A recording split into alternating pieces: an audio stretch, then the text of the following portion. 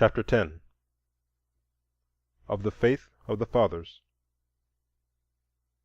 Dim face of beauty, haunting all the world, fair face of beauty, all too fair to see, where the lost stars adown the heavens are hurled, there, there alone for thee may white peace be. Beauty, sad face of beauty, mystery, wonder, what are these dreams to foolish, babbling men, who cry with little noises 'neath the thunder of ages ground to sand, to a little sand? Fiona MacLeod.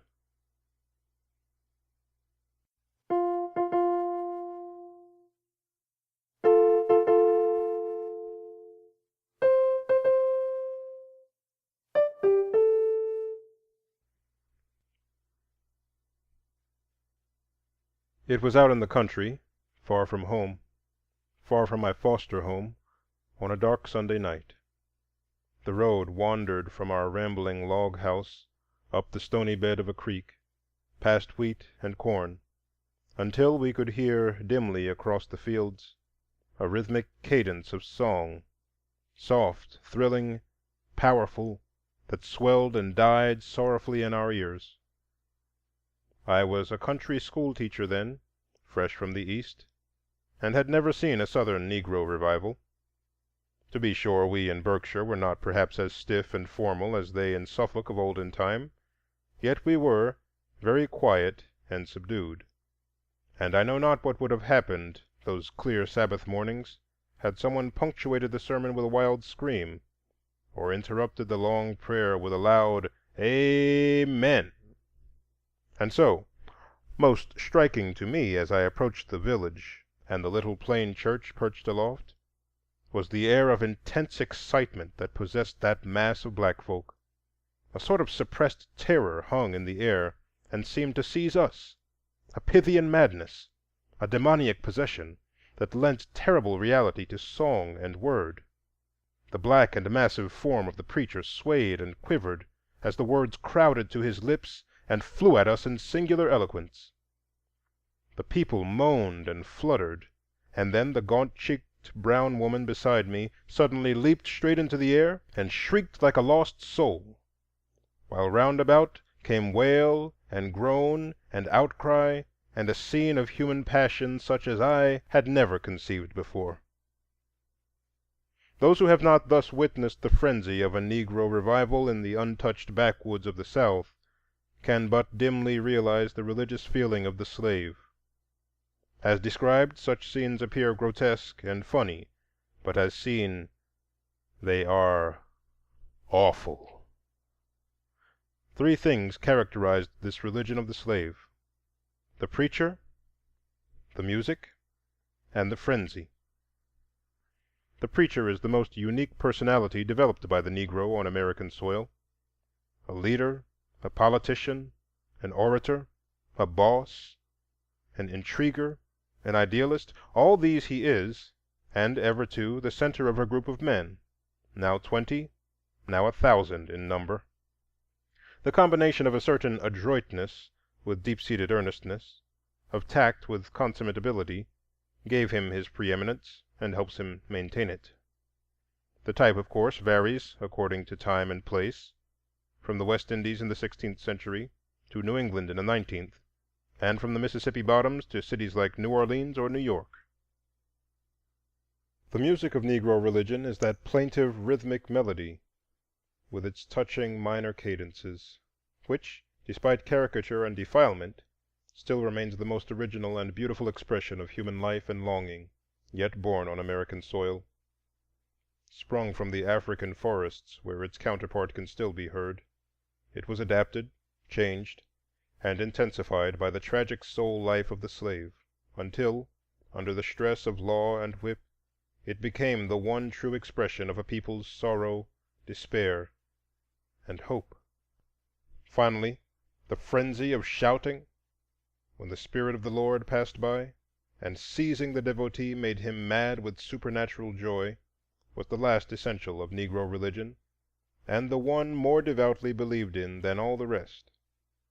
It varied in expression from the silent, rapt countenance, or the low murmur and moan, to the mad abandon of physical fervor, the stamping, shrieking, and shouting, the rushing to and fro and wild waving of arms, the weeping and laughing, the vision and the trance. All this is nothing new in the world, but old as religion, as Delphi and Endor. And so firm a hold did it have on the Negro that many generations firmly believed that without this visible manifestation of the God, there could be no true communion with the invisible. These were the characteristics of Negro religious life as developed up to the time of emancipation. Since, under the peculiar circumstances of the black man's environment, they were the one expression of his higher life, they are of deep interest to the student of his development, both socially and psychologically. Numerous are the attractive lines of inquiry that here group themselves. What did slavery mean to the African savage? What was his attitude toward the world and life? What seemed to him good and evil, God and devil? Whither went his longings and strivings, and wherefore were his heart-burnings and disappointments? Answers to such questions can come only from a study of Negro religion as a development, through its gradual changes, from the heathenism of the Gold Coast to the institutional Negro Church of Chicago. Moreover, the religious growth of millions of men, even though they be slaves, cannot be without potent influence upon their contemporaries. The Methodists and Baptists of America owe much of their condition to the silent but potent influence of their millions of Negro converts. Especially is this noticeable in the South, where theology and religious philosophy are on this account a long way behind the North, and where the religion of the poor whites is a plain copy of Negro thought and methods. The mass of gospel hymns which has swept through American churches and well nigh ruined our sense of song consists largely of debased imitations of Negro melodies, made by ears that caught the jingle but not the music, the body but not the soul of the Jubilee songs. It is thus clear that the study of Negro religion is not only a vital part of the history of the Negro in America, but no uninteresting part of American history. The Negro Church of today is the social center of Negro life in the United States, and the most characteristic expression of African character. Take a typical church in a small Virginia town. It is the First Baptist, a roomy brick edifice seating 500 or more persons, tastefully finished in Georgia pine, with a carpet, a small organ, and stained glass windows. Underneath is a large assembly room with benches. This building is the central clubhouse of a community of 1,000 or more Negroes. Various organizations meet here: the church proper, the Sunday school, 2 or 3 insurance societies, women's societies, secret societies, and mass meetings of various kinds. Entertainments, suppers, and lectures are held, beside the 5 or 6 regular weekly religious services. Considerable sums of money are collected and expended here. Employment is found for the idle, strangers are introduced, news is disseminated, and charity distributed. At the same time, this social, intellectual, and economic center is a religious center of great power. Depravity, sin, redemption, heaven, hell, and damnation are preached twice a Sunday after the crops are laid by, and few indeed of the community have the hardihood to withstand conversion. Back of this more formal religion, the church often stands as a real conserver of morals, a strengthener of family life, and the final authority on what is good and right. Thus one can see in the Negro church today, reproduced in microcosm, all the great world from which the Negro is cut off by color prejudice and social condition. In the great city churches the same tendency is noticeable, and in many respects emphasized. A great church, like the Bethel of Philadelphia, has over 1,100 members. an edifice seating 1,500 persons and valued at $100,000, an annual budget of $5,000, and a government consisting of a pastor with several assisting local preachers, an executive and legislative board, financial boards and tax collectors, general church meetings for making laws, subdivided groups led by class leaders, a company of militia, and 24 auxiliary societies. The activity of a church like this is immense and far-reaching, and the bishops who preside over these organizations throughout the land are among the most powerful Negro rulers in the world. Such churches are really governments of men, and consequently a little investigation reveals the curious fact that, in the South at least, practically every American Negro is a church member. Some, to be sure, are not regularly enrolled, and a few do not habitually attend services.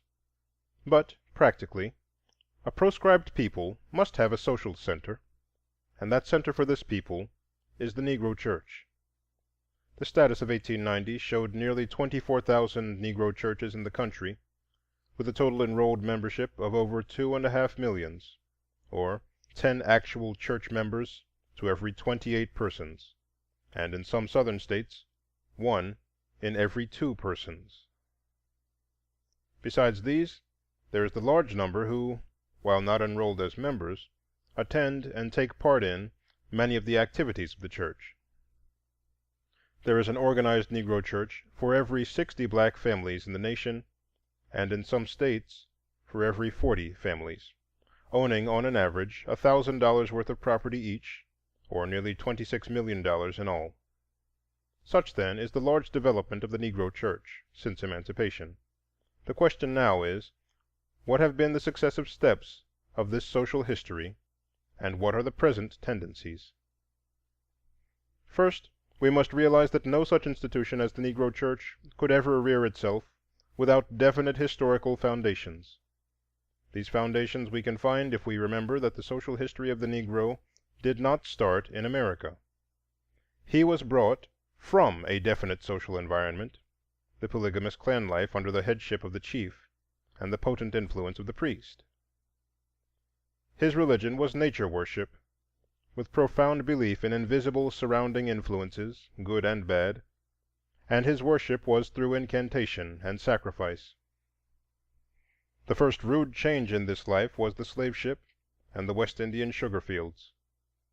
The plantation organization replaced the clan and tribe, and the white master replaced the chief, with far greater and more despotic powers. Forced and long-continued toil became the rule of life. The old ties of blood relationship and kinship disappeared, and instead of the family appeared a new polygamy and polyandry, which in some cases almost reached promiscuity. It was a terrific social revolution, and yet some traces were retained of the former group life, and the chief remaining institution was the priest or medicine man. He early appeared on the plantation, and found his function as the healer of the sick, the interpreter of the unknown, the comforter of the sorrowing, the supernatural avenger of wrong, and the one who rudely but picturesquely expressed the longing, disappointment, and resentment of a stolen and oppressed people.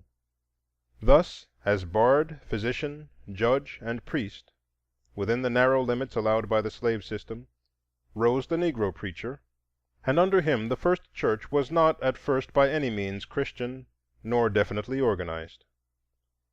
Rather, it was an adaptation and mingling of heathen rites among the members of each plantation, and roughly designated as voodooism.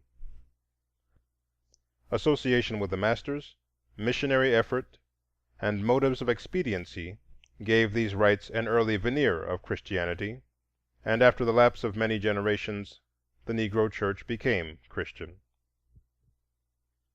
Two characteristic things must be noticed in regard to the church. First, it became almost entirely Baptist and Methodist in faith. Secondly, as a social institution, it antedated by many decades the monogamic Negro home. From the very circumstances of its beginning, the church was confined to the plantation, and consisted primarily of a series of disconnected units. Although later on some freedom of movement was allowed, still this geographical limitation was always important, and was one cause of the spread of the decentralized and democratic Baptist faith among the slaves. At the same time, the visible rite of baptism appealed strongly to their mystic temperament. Today, the Baptist Church is still largest in membership among Negroes, and has 1.5 million communicants. Next in popularity came the churches organized in connection with the white neighboring churches, chiefly Baptist and Methodist, with a few Episcopalian and others. The Methodists still form the second greatest denomination, with nearly 1 million members. The faith of these two leading denominations was more suited to the slave church from the prominence they gave to religious feeling and fervor.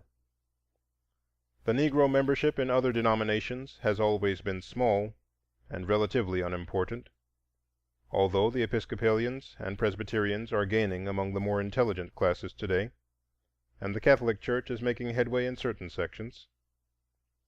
After emancipation, and still earlier in the North, the Negro churches largely severed such affiliations as they had had with the white churches, either by choice or by compulsion. The Baptist churches became independent, but the Methodists were compelled early to unite for purposes of episcopal government. This gave rise to the great African Methodist Church, the greatest Negro organization in the world, to the Zion Church and the Colored Methodists, and to the black conferences and churches in this and other denominations. The second fact noted, namely that the Negro church antedates the Negro home, leads to an explanation of much that is paradoxical in this communistic institution and in the morals of its members.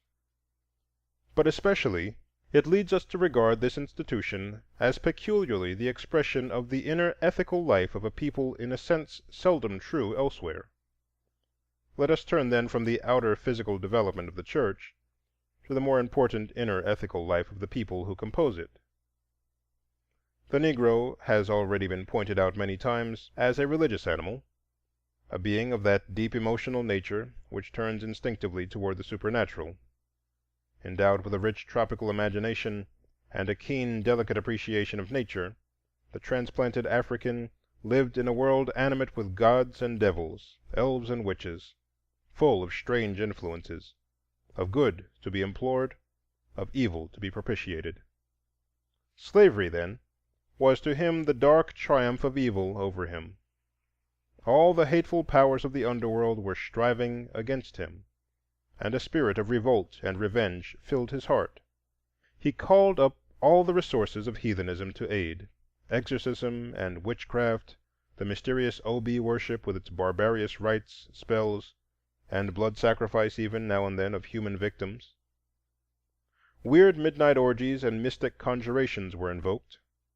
The witch woman and the voodoo priest became the center of Negro group life, and that vein of vague superstition which characterizes the unlettered Negro even today was deepened and strengthened.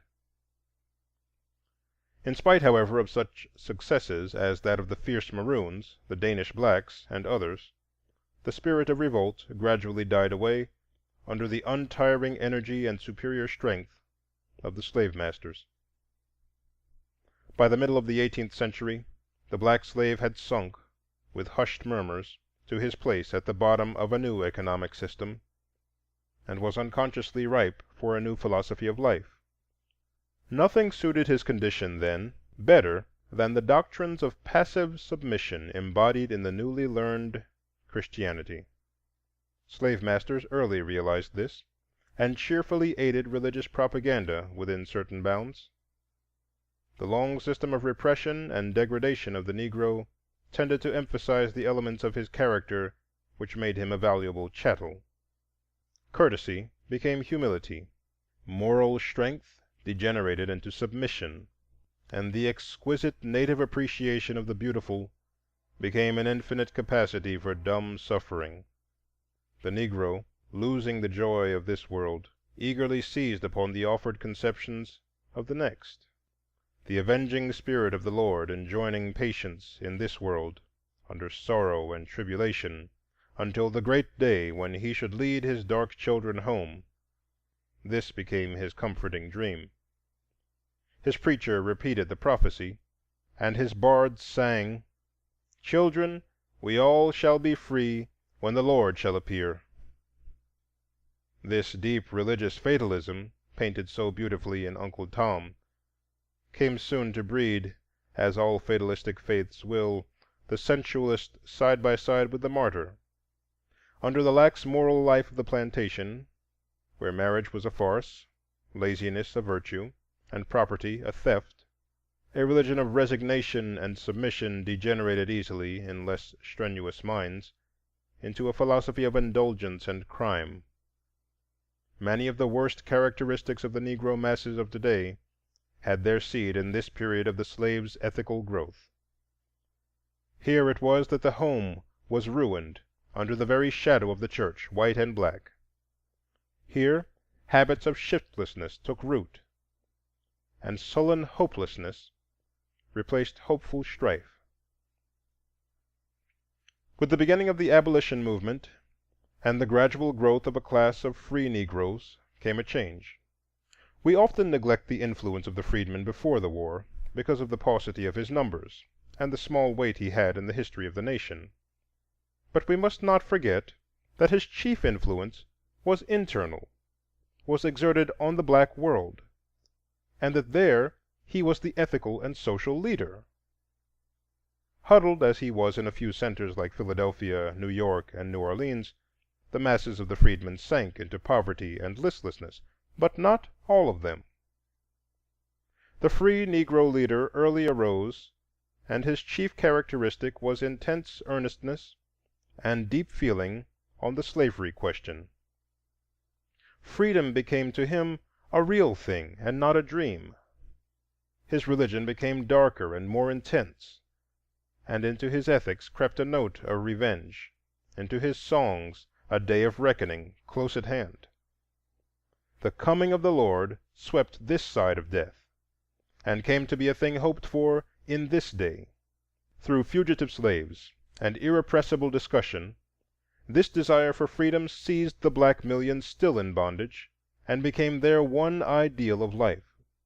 The black bards caught new notes, and sometimes even dared to sing, "Freedom, oh freedom over me. Before I'll be a slave, I'll be buried in my grave, and go home to my Lord and be free." For 50 years Negro religion thus transformed itself and identified itself with the dream of abolition, until that which was a radical fad in the white North and an anarchistic plot in the white South had become a religion to the black world. Thus, when emancipation finally came, it seemed to the freedman a literal coming of the Lord.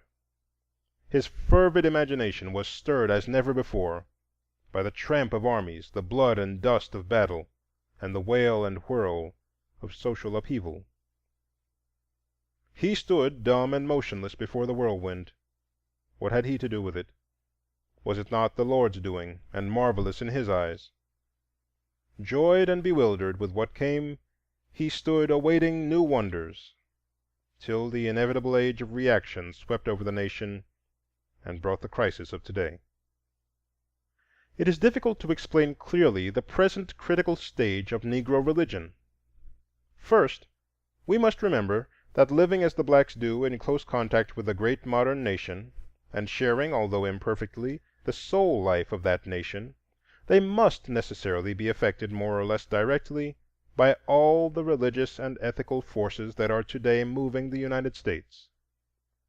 These questions and movements are, however, overshadowed and dwarfed by the, to them, all-important question of their civil, political, and economic status. They must perpetually discuss the Negro problem, must live, move, and have their being in it, and interpret all else in its light or darkness. With this come, too, peculiar problems of their inner life, of the status of women, the maintenance of home, the training of children, the accumulation of wealth, and the prevention of crime. All this must mean a time of intense ethical ferment, of religious heart-searching and intellectual unrest.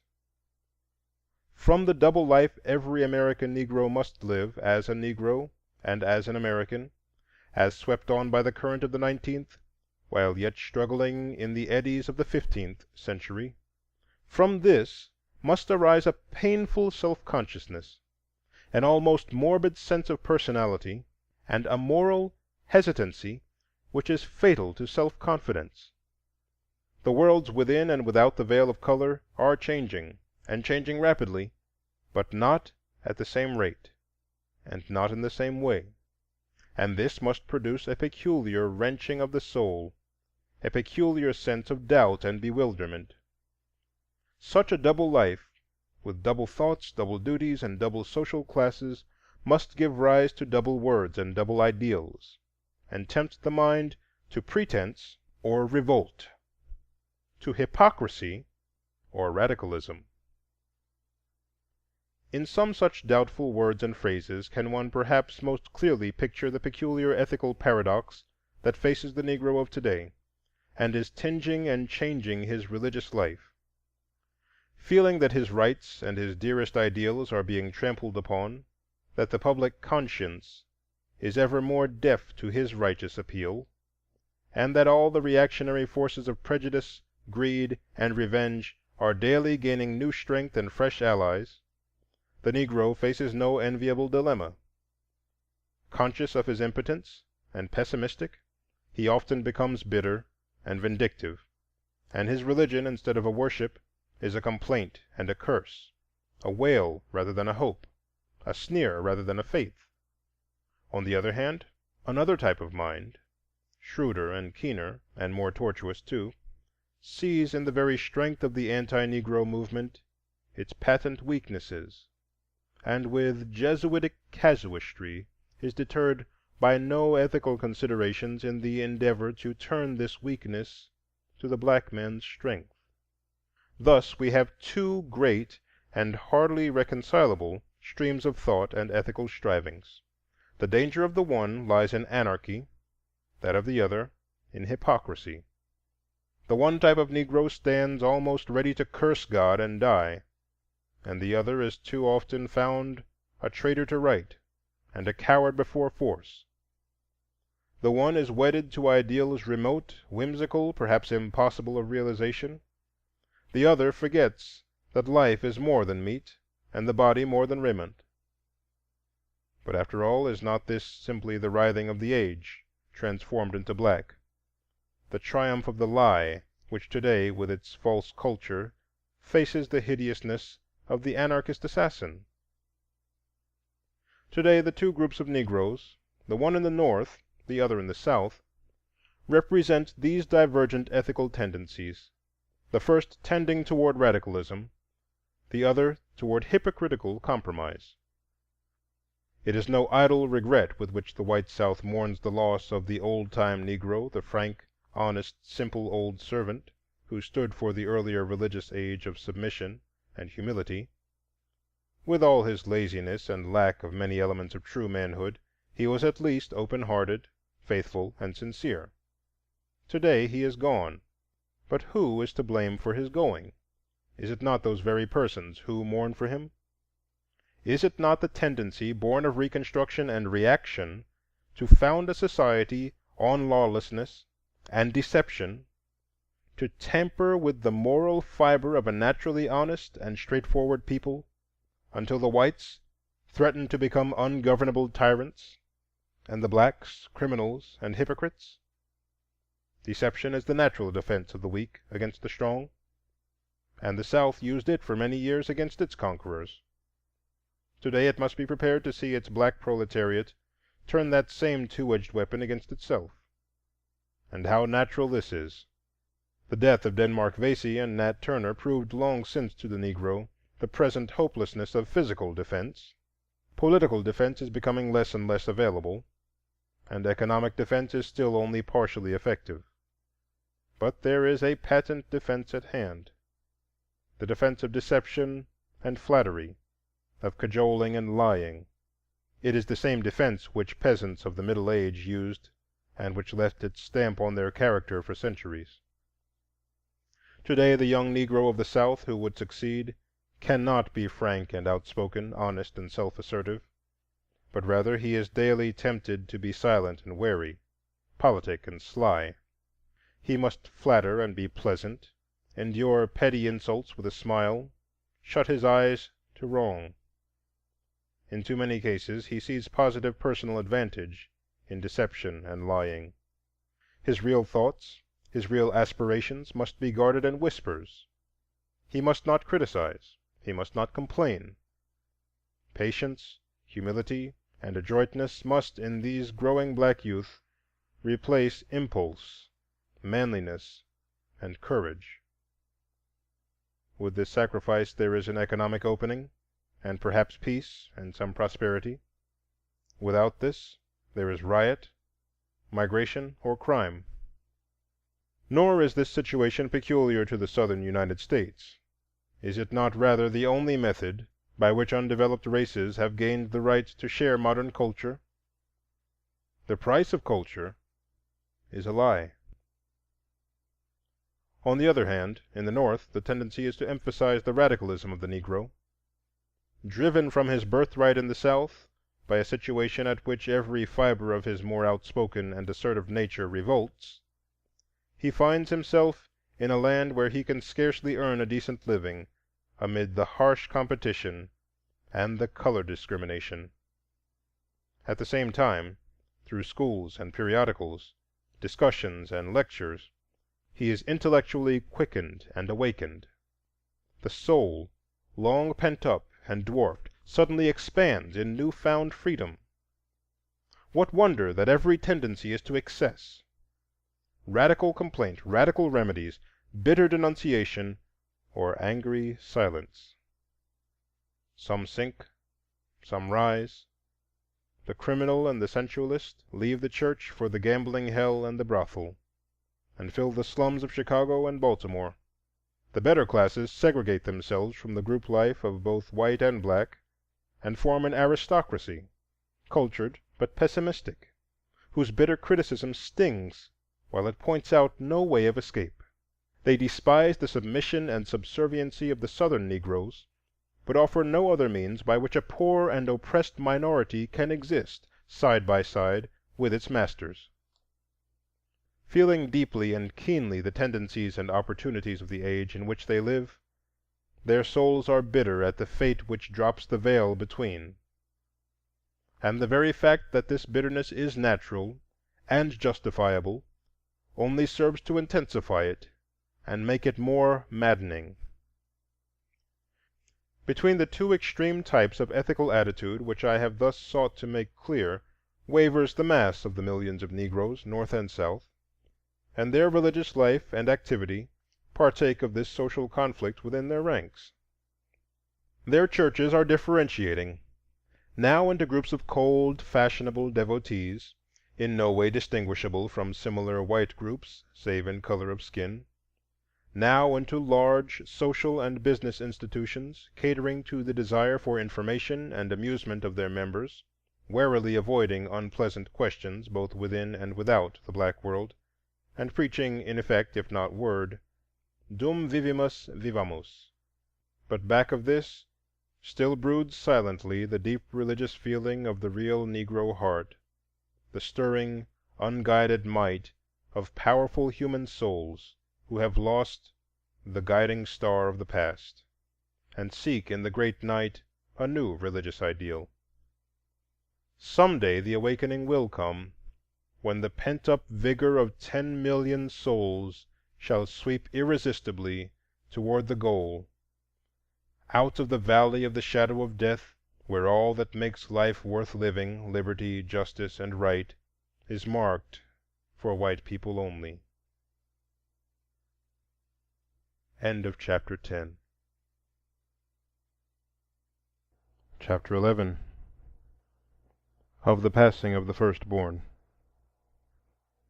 O sister, sister, thy first begotten, the hands that cling and the feet that follow, the voice of the child's blood crying yet, who hath remembered me?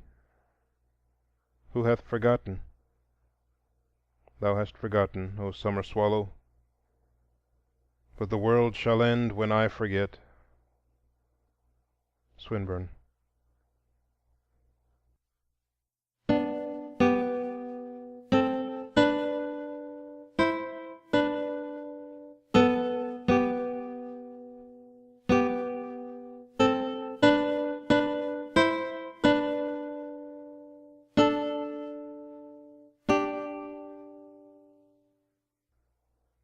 Unto you a child is born, sang the bit of yellow paper that fluttered into my room one brown October morning.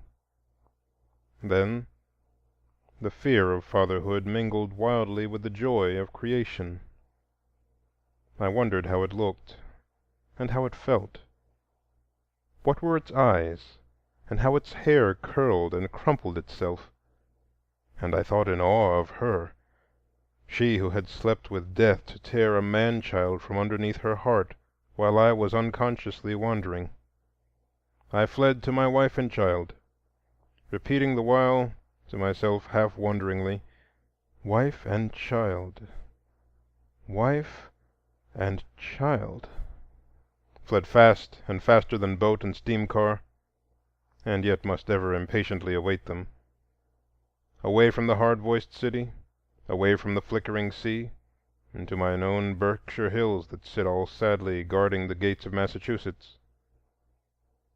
Up the stairs I ran, to the wan mother and whimpering babe, to the sanctuary on whose altar a life at my bidding had offered itself to win a life, and won. What is this tiny, formless thing? This newborn wail from an unknown world, all head and voice. I handle it curiously and watch perplexed its winking, breathing, and sneezing. I did not love it then. It seemed a ludicrous thing to love. But her I loved, my girl mother, she whom now I saw unfolding like the glory of the morning, the transfigured woman. Through her I came to love the wee thing, as it grew strong, as its little soul unfolded itself in twitter and cry and half-formed word, and as its eyes caught the gleam and flash of life. How beautiful he was, with his olive-tinted flesh and dark gold ringlets, his eyes of mingled blue and brown, his perfect little limbs, and the soft voluptuous roll which the blood of Africa had molded into his features. I held him in my arms after we had sped away from our southern home, held him and glanced at the hot, red soil of Georgia and the breathless city of 100 hills, and felt a vague unrest.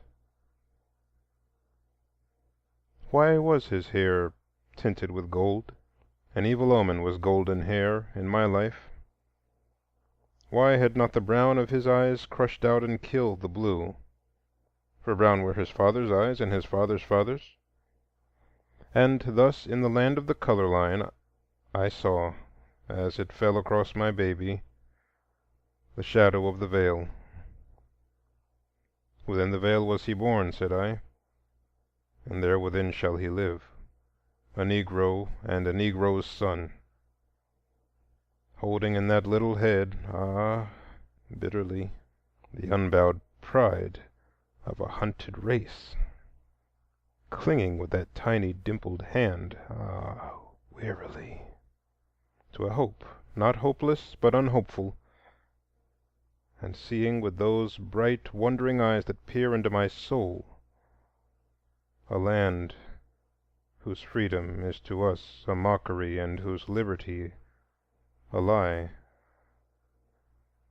I saw the shadow of the veil as it passed over my baby.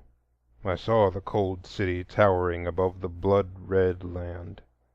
I held my face beside his little cheek, showed him the star-children and the twinkling lights as they began to flash, and stilled with an evensong the unvoiced terror of my life. So sturdy and masterful he grew, so filled with bubbling life, so tremulous with the unspoken wisdom of a life but 18 months distant from the all-life, We were not far from worshiping this revelation of the divine, my wife and I. Her own life builded and molded itself upon the child. He tinged her every dream and idealized her every effort.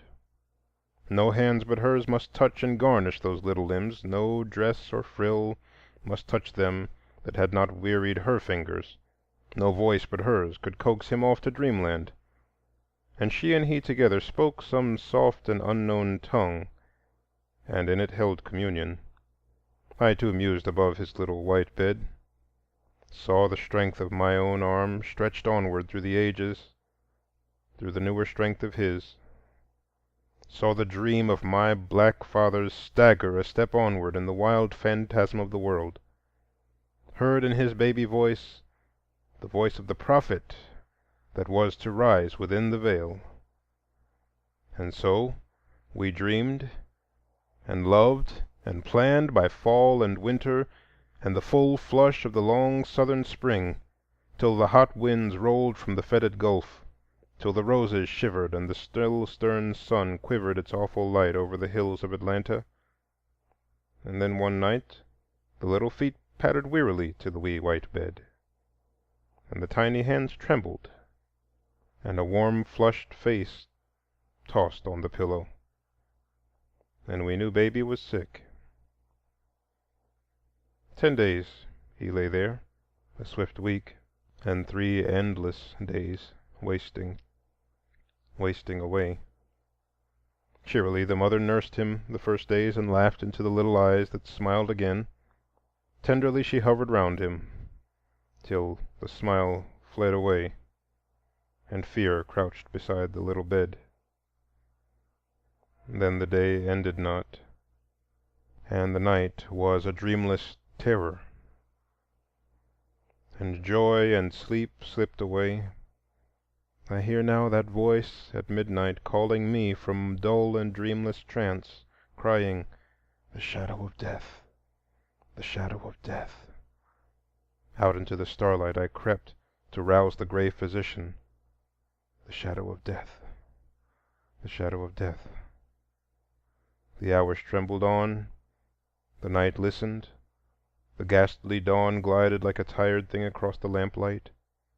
Then we two alone looked upon the child as he turned toward us with great eyes and stretched his string-like hands. The shadow of death. And we spoke no word, and turned away. He died at eventide, when the sun lay like a brooding sorrow above the western hills, veiling its face, when the winds spoke not, and the trees, the great green trees he loved, stood motionless. I saw his breath beat quicker and quicker, pause, and then his little soul leapt like a star that travels in the night and left a world of darkness in its train. The day changed not. The same tall trees peeped in at the windows, the same green grass glinted in the setting sun.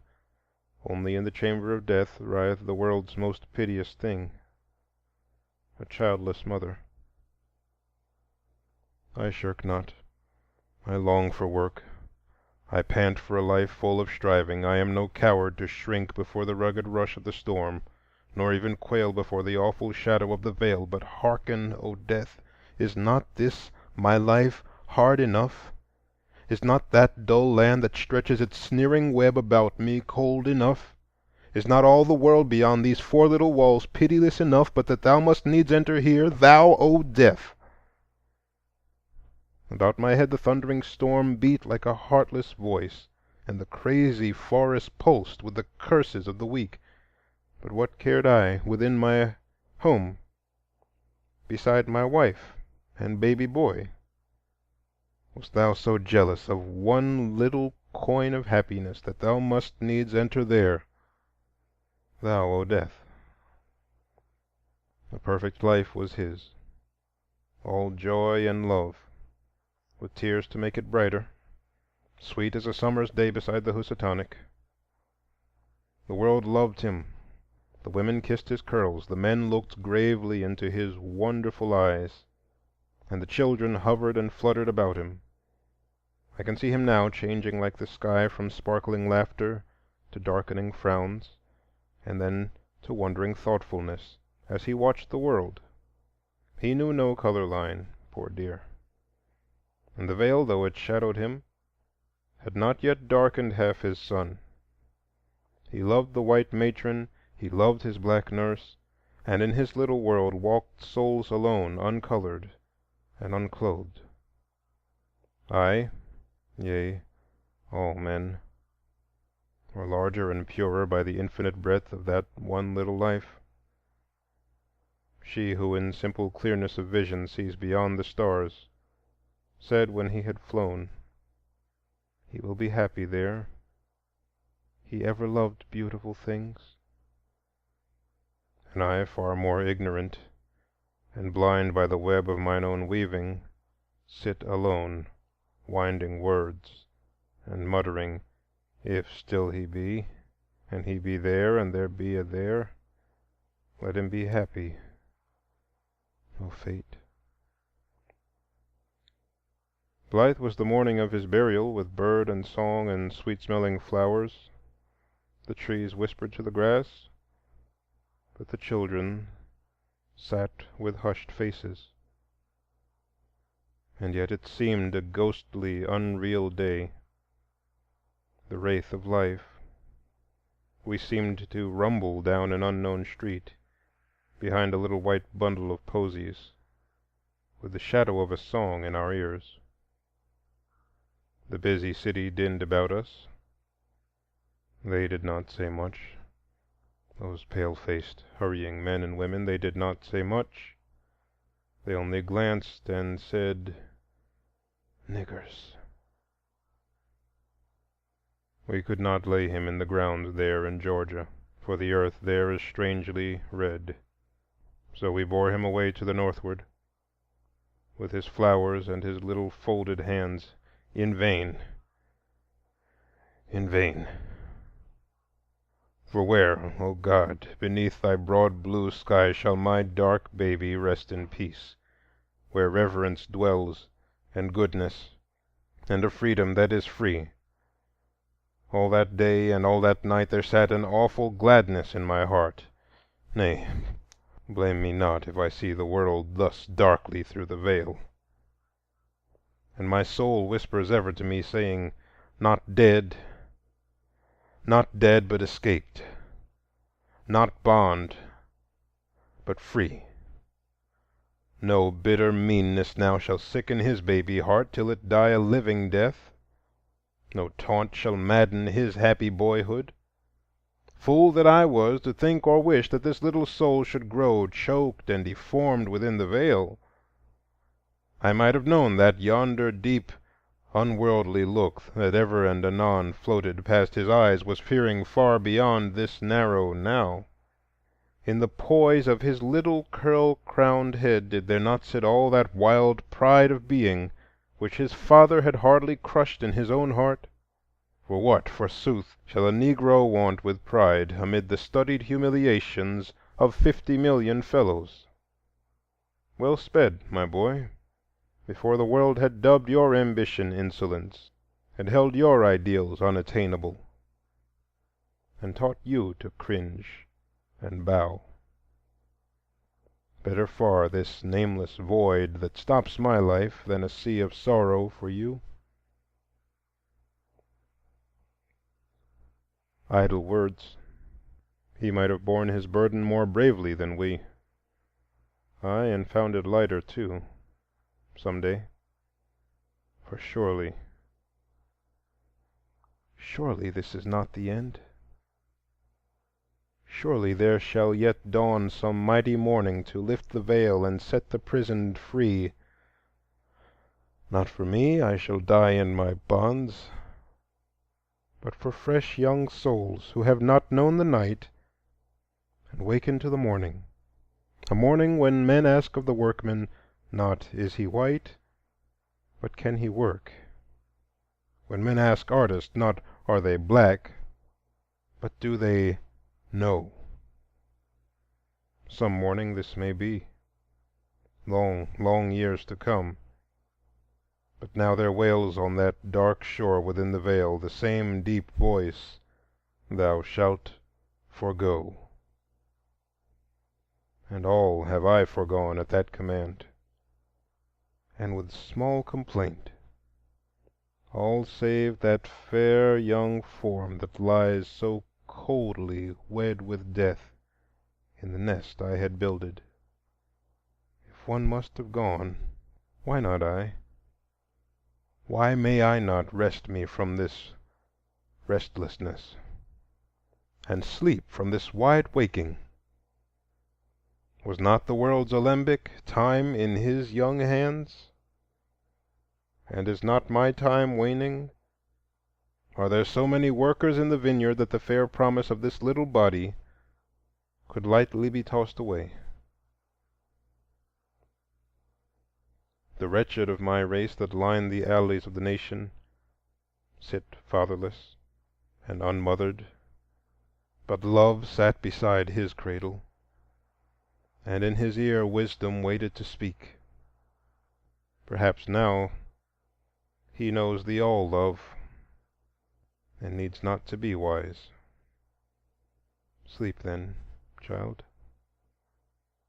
Sleep till I sleep, and waken to a baby voice and the ceaseless patter of little feet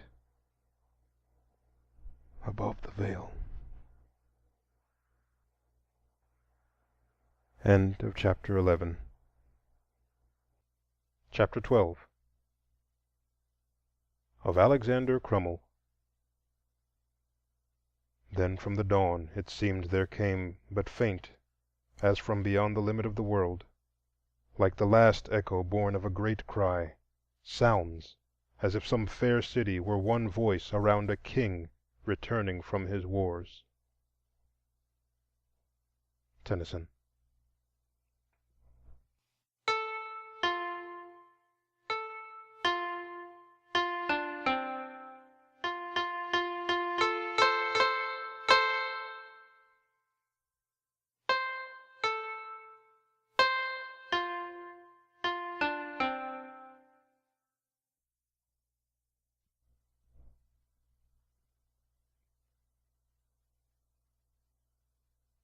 This is the story of a human heart, the tale of a black boy who many long years ago began to struggle with life that he might know the world and know himself. 3 temptations he met on those dark dunes that lay gray and dismal before the wonder eyes of the child.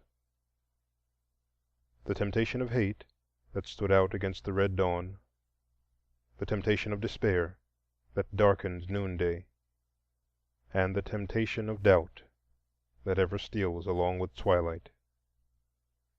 Above all, you must hear of the vales he crossed, the valley of humiliation and the valley of the shadow of death.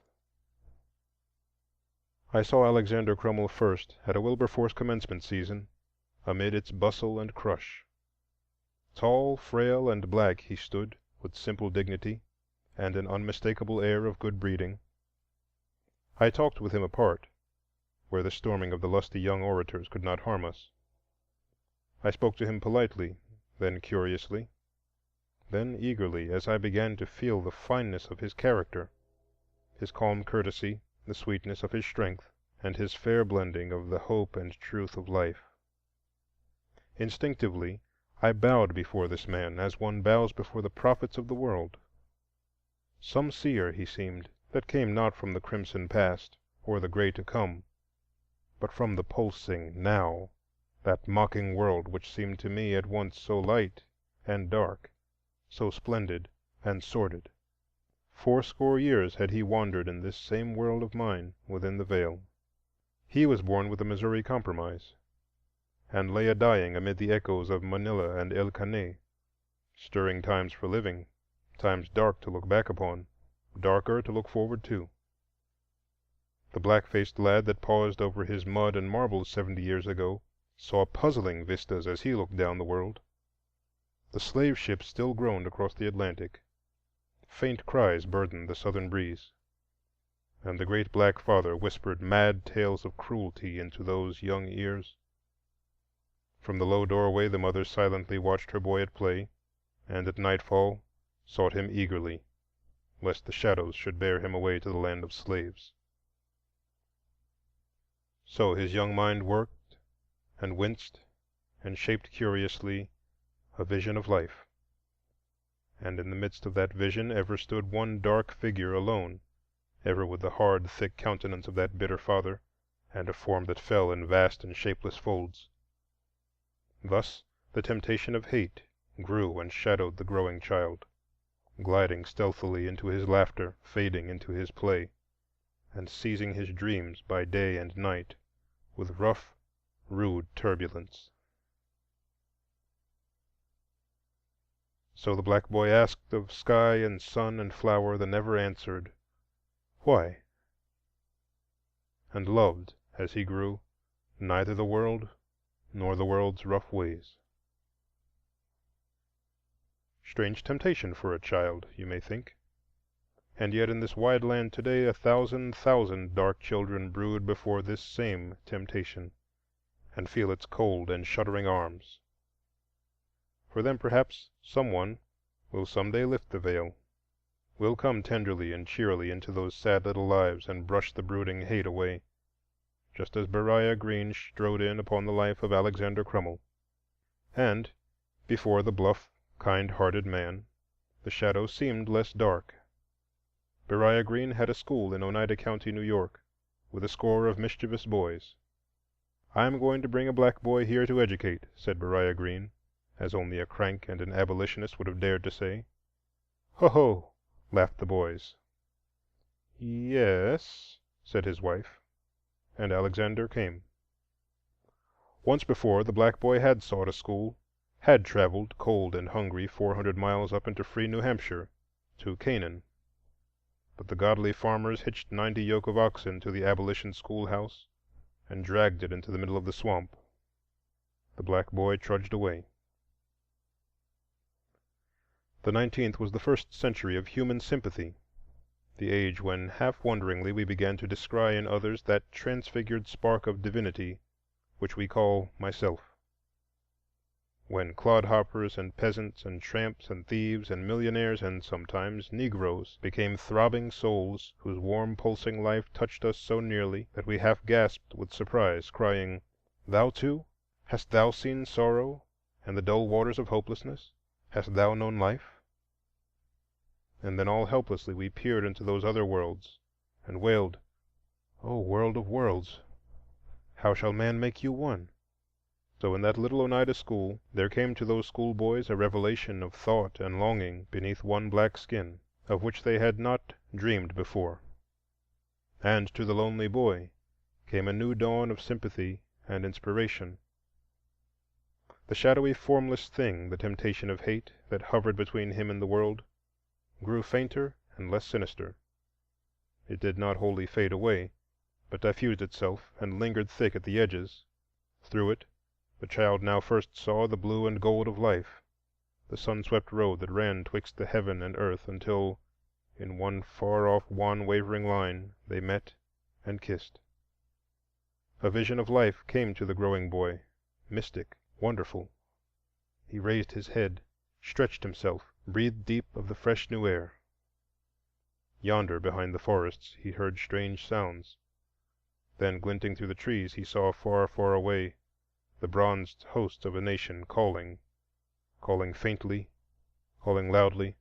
He heard the hateful clank of their chains, he felt them cringe and grovel, and there rose within him a protest and a prophecy, and he girded himself to walk down the world. A voice and vision called him to be a priest, a seer to lead the uncalled out of the house of bondage. He saw the headless host turn toward him like the whirling of mad waters. He stretched forth his hands eagerly, and then, even as he stretched them, suddenly there swept across the vision the temptation of despair. They were not wicked men. The problem of life is not the problem of the wicked. They were calm, good men, bishops of the Apostolic Church of God, and strove toward righteousness. They said slowly, It is all very natural, it is even commendable, but the General Theological Seminary of the Episcopal Church cannot admit a Negro. And when that thin, half-grotesque figure still haunted their doors, they put their hands kindly, half sorrowfully, on his shoulders, and said, "Now, of course, we know how you feel about it, but you see it is impossible. That is, well, it is premature. Sometime we trust, sincerely trust, all such distinctions will fade away, but now the world is as it is." This was the temptation of despair, and the young man fought it doggedly. Like some grave shadow he flitted by those halls, pleading, arguing, half angrily demanding admittance, until there came the final "no," until men hustled the disturber away, marked him as foolish, unreasonable, and injudicious, a vain rebel against God's law. And then from that vision splendid, all the glory slowly faded away, and left an earth gray and stern, rolling on beneath a dark despair. Even the kind hands that stretched themselves toward him from out the depths of that dull morning seemed but parts of the purple shadows. He saw them coldly, and asked, "Why should I strive by special grace, when the way of the world is closed to me?" All gently yet, the hands urged him on, the hands of young John Jay, that daring father's daring son, the hands of the good folk of Boston, that free city. And yet, with a way to the priesthood of the church open at last before him, the cloud lingered there. And even when in old St. Paul's the venerable bishop raised his white arms above the Negro deacon, even then the burden had not lifted from that heart, for there had passed a glory from the earth. And yet the fire through which Alexander Crummell went did not burn in vain. Slowly and more soberly he took up again his plan of life. More critically he studied the situation. Deep down below the slavery and servitude of the Negro people, he saw their fatal weaknesses, which long years of mistreatment had emphasized. The dearth of strong moral character, of unbending righteousness, he felt, was their great shortcoming. And here he would begin. He would gather the best of his people into some little Episcopal chapel, and there lead, teach, and inspire them, till the leaven spread, till the children grew, till the world hearkened, till, and then across his dream gleamed some faint afterglow of that first fair vision of youth. Only an afterglow, for there had passed a glory from the earth. One day, it was in 1842, and the springtide was struggling merrily with the May winds of New England, he stood at last in his own chapel in Providence, a priest of the church. The days sped by, and the dark young clergyman labored. He wrote his sermons carefully, he intoned his prayers with a soft, earnest voice. He haunted the streets and accosted the wayfarers. He visited the sick and knelt beside the dying. He worked and toiled, week by week, day by day, month by month. And yet month by month the congregation dwindled. Week by week the hollow walls echoed more sharply. Day by day the calls came fewer and fewer.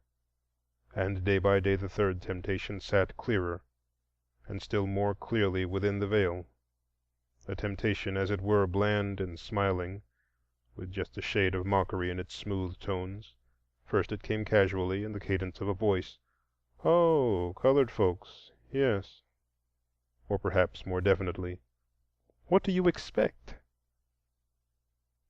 In voice and gesture lay the doubt, the temptation of doubt. How he hated it, and stormed at it furiously. Of course they are capable, he cried. Of course they can learn and strive and achieve. And of course, added the temptation softly, they do nothing of the sort. Of all the three temptations, this one struck the deepest. Hate, he had outgrown so childish a thing. Despair, He had steeled his right arm against it and fought it with the vigor of determination. But to doubt the worth of his life work, to doubt the destiny and capability of the race his soul loved because it was his, to find listless squalor instead of eager endeavor, to hear his own lips whispering, "They do not care, they cannot know, they are dumb-driven cattle. Why cast your pearls before swine?" This seemed more than man could bear, and he closed the door and sank upon the steps of the chancel and cast his robe upon the floor and writhed. The evening sunbeams had set the dust to dancing in the gloomy chapel when he arose. He folded his vestments, put away the hymn books, and closed the great Bible. He stepped out into the twilight, looked back upon the narrow little pulpit with a weary smile, and locked the door. Then he walked briskly to the bishop, and told the bishop what the bishop already knew. "I have failed," he said simply. And gaining courage by the confession, he added, "What I need is a larger constituency. There are comparatively few Negroes here, and perhaps they are not of the best. I must go where the field is wider and try again." So the bishop sent him to Philadelphia with a letter to Bishop Onderdonk. Bishop Onderdonk lived at the head of 6 white steps, corpulent, red-faced, and the author of several thrilling tracts on apostolic succession. It was after dinner, and the bishop had settled himself for a pleasant season of contemplation, when the bell must needs ring, and there must burst in upon the bishop a letter and a thin, ungainly Negro. Bishop Onderdonk read the letter hastily and frowned. Fortunately, his mind was already clear on this point, and he cleared his brow and looked at Crummell. Then he said slowly and impressively, "I will receive you into this diocese on one condition: no Negro priest can sit in my church convention, and no Negro church must ask for a representation there." I sometimes fancy that I can see that tableau: the frail black figure nervously twitching his hat before the massive abdomen of Bishop Onderdonk, his threadbare coat thrown against the dark woodwork of the bookcases, where Fox's Lives of the Martyrs nestled happily beside The Whole Duty of Man. I seem to see the wide eyes of the Negro wander past the bishop's broadcloth to where the swinging glass doors of the cabinet glow in the sunlight. A little blue fly is trying to cross the yawning keyhole. He marches briskly up to it, peers into the chasm in a surprised sort of way, and rubs his feelers reflectively. Then he essays its depths, and finding it bottomless, draws back again. The dark-faced priest finds himself wondering if the fly, too, has faced its valley of humiliation, and if it will plunge into it, when lo! it spreads its tiny wings and buzzes merrily across, leaving the watcher wingless and alone. Then the full weight of his burden fell upon him. The rich walls wheeled away, and before him lay the cold, rough moor winding on through life, cut in twain by one thick granite ridge. Here the valley of humiliation, yonder the valley of the shadow of death. And I know not which be darker, no, not I. But this I know: in yonder vale of the humble stand today a million swarthy men, who willingly would bear the whips and scorns of time, the oppressor's wrong, the proud man's contumely, the pangs of despised love, the law's delay, the insolence of office, and the spurns that patient merit of the worthy takes. All this and more would they bear, did they but know that this were sacrifice, and not a meaner thing. So surged the thought within that lone black breast.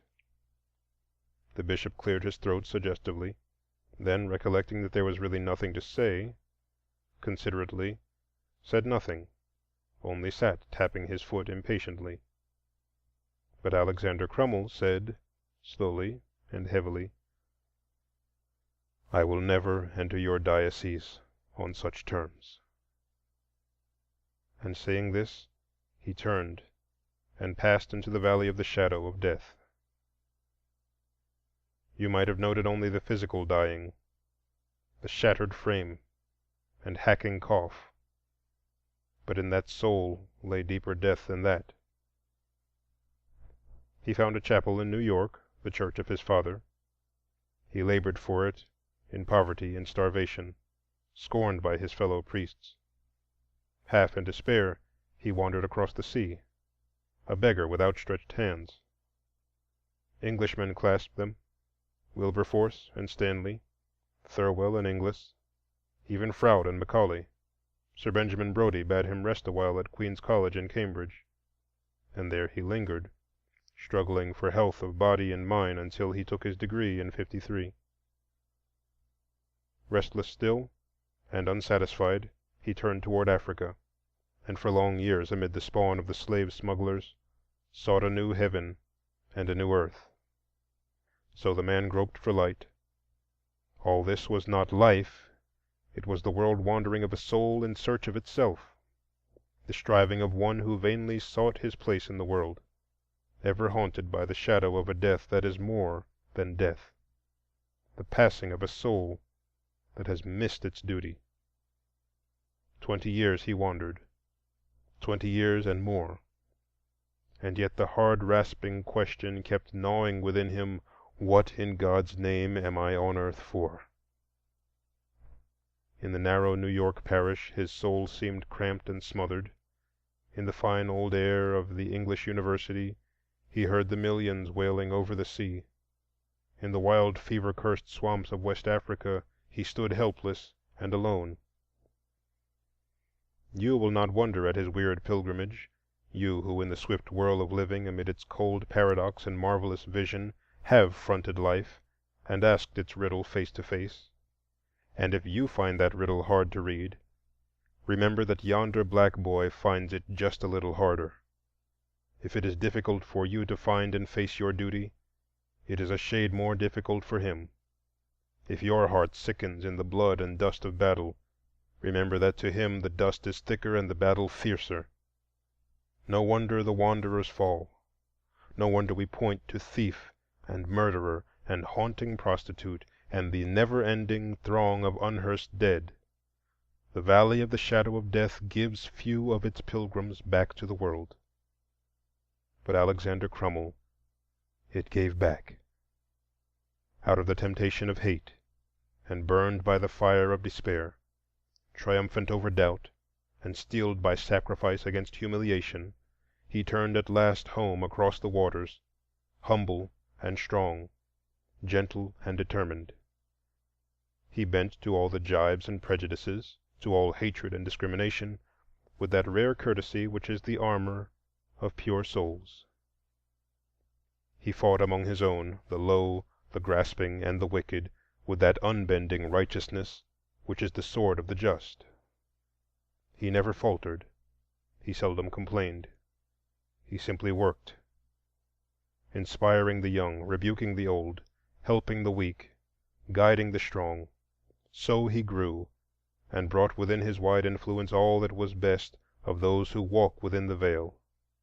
They who live without knew not nor dreamed of that full power within, that mighty inspiration which the dull gauze of caste decreed that most men should not know. And now that he is gone, I sweep the veil away and cry, Lo, the soul to whose dear memory I bring this little tribute. I can see his face still, dark and heavy-lined beneath his snowy hair, lighting and shading, now with inspiration for the future, now in innocent pain at some human wickedness, now with sorrow at some hard memory from the past. The more I met Alexander Crummell, the more I felt how much that world was losing which knew so little of him. In another age he might have sat among the elders of the land in purple-bordered toga. In another country mothers might have sung him to the cradles. He did his work, he did it nobly and well, and yet I sorrow that here he worked alone with so little human sympathy. His name today in this broad land means little, and comes to 50 million ears laden with no incense of memory or emulation and herein lies the tragedy of the age. Not that men are poor, all men know something of poverty. Not that men are wicked, who is good? Not that men are ignorant, what is truth? Nay, but that men know so little of men. He sat one morning gazing toward the sea. He smiled and said, "The gate is rusty on the hinges." That night at star-rise a wind came moaning out of the west to blow the gate ajar. And then the soul I loved fled like a flame across the seas, and in its seat sat Death. I wonder where he is today. I wonder if in that dim world beyond, as he came gliding in, there rose on some wan throne a king, a dark and pierced Jew, who knows the writhings of the earthly damned, saying, as he laid those heart-wrung talents down, "Well done," while round about the morning stars sat singing. End of chapter 12. Chapter 13. Of the Coming of John. What bring they 'neath the midnight, beside the river sea? They bring the human heart wherein no nightly calm can be, that droppeth never with the wind, nor drieth with the dew. O calm it, God, thy calm is broad to cover spirits too. The river floweth on. Mrs. Browning.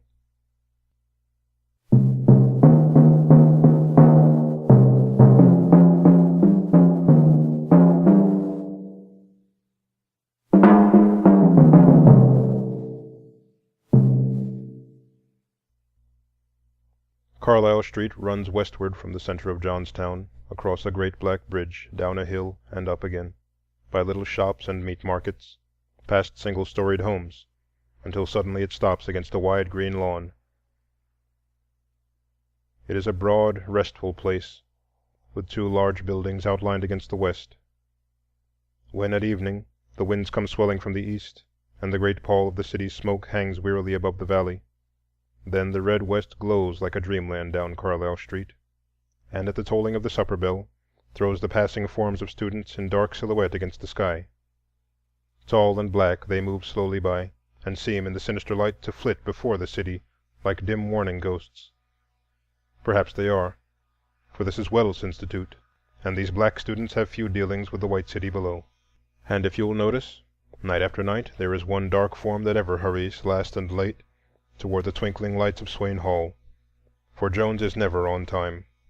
A long, straggling fellow he is, brown and hard-haired, who seems to be growing straight out of his clothes, and walks with a half-apologetic roll. He used perpetually to set the quiet dining room into waves of merriment as he stole to his place after the bell had tapped for prayers. He seemed so perfectly awkward, and yet one glance at his face made one forgive him much, that broad, good-natured smile in which lay no bit of art or artifice, but seemed just bubbling good nature and genuine satisfaction with the world. He came to us from Altamaha, away down there beneath the gnarled oaks of southeastern Georgia, where the sea croons to the sands, and the sands listen till they sink half-drowned beneath the waters, rising only here and there in long, low islands. The white folk of Altamaha voted John a good boy, fine plow-hand, good in the rice fields, handy everywhere, and always good-natured and respectful. But they shook their heads when his mother wanted to send him off to school. "It'll spoil him, ruin him," they said, and they talked as though they knew. But full half the black folk followed him proudly to the station, and carried his queer little trunk and many bundles, and there they shook and shook hands, and the girls kissed him shyly, and the boys clapped him on the back. So the train came, and he pinched his little sister lovingly and put his great arms about his mother's neck, and then was away with a puff and a roar into the great yellow world that flamed and flared about the doubtful pilgrim.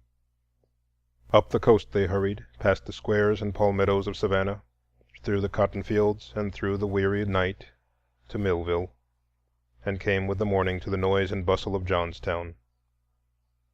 And they that stood behind that morning in Altamaha, and watched the train as it noisily bore playmate and brother and son away to the world, had thereafter one ever-recurring word: "When John comes." Then what parties were to be, and what speakings in the churches, and what new furniture in the front room, perhaps even a new front room, and there would be a new schoolhouse, with John as teacher, and then perhaps a big wedding. All this and more, when John comes. But the white people shook their heads. At first he was coming at Christmas time, but the vacation proved too short. And then the next summer, but times were hard and schooling costly, and so instead he worked in Johnstown. And so it drifted to the next summer, and the next, till playmates scattered, and mother grew gray, and sister went up to the judge's kitchen to work.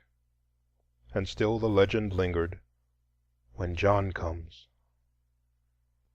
Up at the judge's they rather liked this refrain, for they too had a John, a fair-haired, smooth-faced boy who had played many a long summer's day to its close with his darker namesake.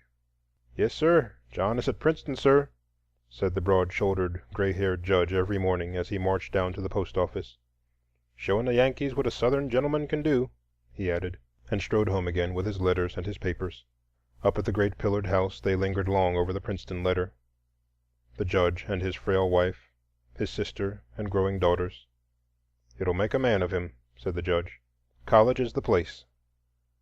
And then he asked the shy little waitress, "Well, Jenny, how's your John?" and added reflectively, too bad your mother sent him off. It'll spoil him." And the waitress wondered. Thus in the faraway southern village the world lay waiting, half consciously, the coming of two young men, and dreamed in an inarticulate way of things that would be done and new thoughts that all would think.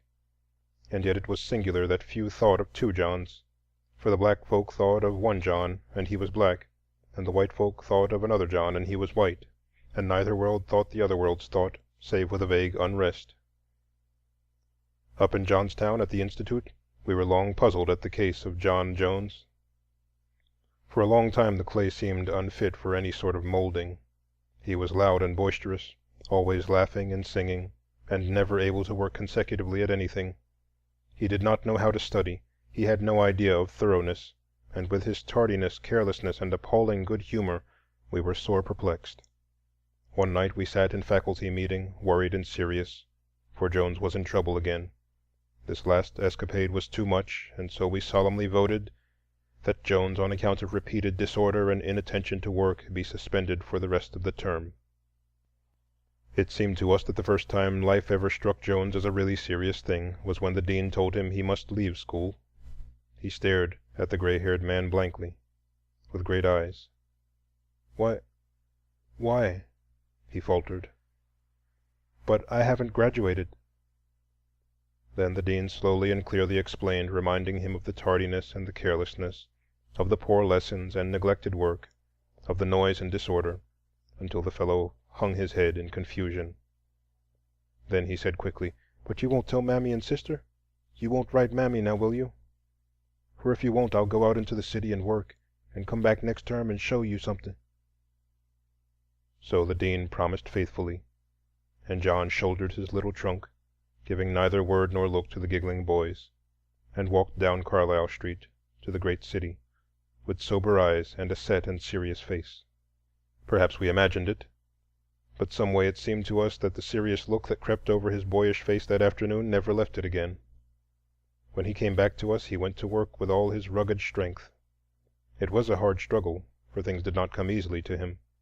Few crowding memories of early life and teaching came to help him on his new way. But all the world toward which he strove was of his own building, and he builded slow and hard. As the light dawned lingeringly on his new creations, he sat rapt and silent before the vision, or wandered alone over the green campus, peering through and beyond the world of men into a world of thought.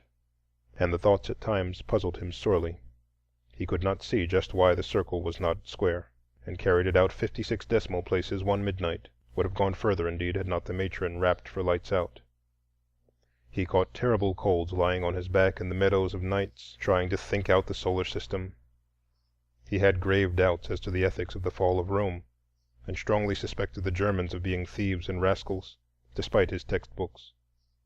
He pondered long over every new Greek word, and wondered why this meant that, and why it couldn't mean something else, and how it must have felt to think all things in Greek. So he thought and puzzled along for himself, pausing perplexed where others skipped merrily, and walking steadily through the difficulties where the rest stopped and surrendered. Thus he grew in body and soul, and with him his clothes seemed to grow and arrange themselves. Coat sleeves got longer, cuffs appeared, and collars got less soiled. Now and then his boots shone, and a new dignity crept into his walk. And we who saw daily a new thoughtfulness growing in his eyes began to expect something of this plodding boy. Thus he passed out of the preparatory school into college, and we who watched him felt 4 more years of change, which almost transformed the tall, grave man who bowed to us commencement morning. He had left his queer thought world and come back to a world of motion and of men. He looked now for the first time sharply about him, and wondered he had seen so little before. He grew slowly to feel almost for the first time the veil that lay between him and the white world. He first noticed now the oppression that had not seemed oppression before, differences that erstwhile seemed natural, restraints and slights that in his boyhood days had gone unnoticed or been greeted with a laugh. He felt angry now when men did not call him Mister. He clenched his hands at the Jim Crow cars, and chafed at the color line that hemmed in him and his. A tinge of sarcasm crept into his speech, and a vague bitterness into his life, and he sat long hours wondering and planning a way around these crooked things. Daily he found himself shrinking from the choked and narrow life of his native town, and yet he always planned to go back to Altamaha. He always planned to work there. Still more and more as the day approached he hesitated with a nameless dread, and even the day after graduation he seized with eagerness the offer of the dean to send him north with a quartet during the summer vacation to sing for the Institute. A breath of air before the plunge, he said to himself in half apology. It was a bright September afternoon, and the streets of New York were brilliant with moving men. They reminded John of the sea as he sat in the square and watched them, so changelessly changing, so bright and dark, so grave and gay. He scanned their rich and faultless clothes, the way they carried their hands, the shape of their hats. He peered into the hurrying carriages. Then, leaning back with a sigh, he said, "This is the world." The notion suddenly seized him to see where the world was going, since many of the richer and brighter seemed hurrying all one way. So when a tall, light-haired young man and a little talkative lady came by, he rose half-hesitatingly and followed them. Up the street they went, past stores and gay shops, across a broad square, until with 100 others they entered the high portal of a great building. He was pushed toward the ticket office with the others, and felt in his pocket for the new $5 bill he had hoarded. There seemed really no time for hesitation, so he drew it bravely out, passed it to the busy clerk, and received simply a ticket, but no change. When at last he realized that he had paid $5 to enter he knew not what, he stood stock-still amazed. "Be careful," said a low voice behind him. "You must not lynch the colored gentleman simply because he's in your way." And a girl looked up roguishly into the eyes of her fair-haired escort. A shade of annoyance passed over the escort's face. "You will not understand us at the South," he said half impatiently, as if continuing with an argument. "With all your professions, one never sees in the North so cordial and intimate relations between white and black as are everyday occurrences with us. Why, I remember my closest playfellow in boyhood was a little Negro named after me, and surely no two—" "Well!" The man stopped short and flushed to the roots of his hair, for there, directly beside his reserved orchestra chairs, sat the Negro he had stumbled over in the hallway. He hesitated and grew pale with anger, called the usher, and gave him his card with a few peremptory words, and slowly sat down. The lady deftly changed the subject. All this John did not see, for he sat in a half-daze minding the scene about him. The delicate beauty of the hall, the faint perfume, the moving myriad of men, the rich clothing and low hum of talking seemed all a part of a world so different from his, so strangely more beautiful than anything he had known, that he sat in dreamland, and started when, after a hush, rose high and clear the music of Lohengrin's swan.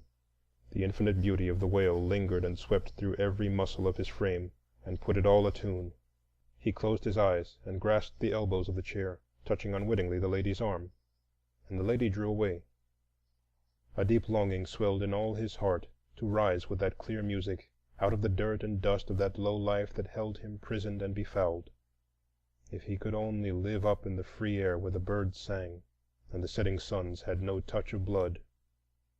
Who had called him to be the slave and butt of all? And if he had called, what right had he to call when a world like this lay open before men? Then the movement changed. A fuller, mightier harmony swelled away.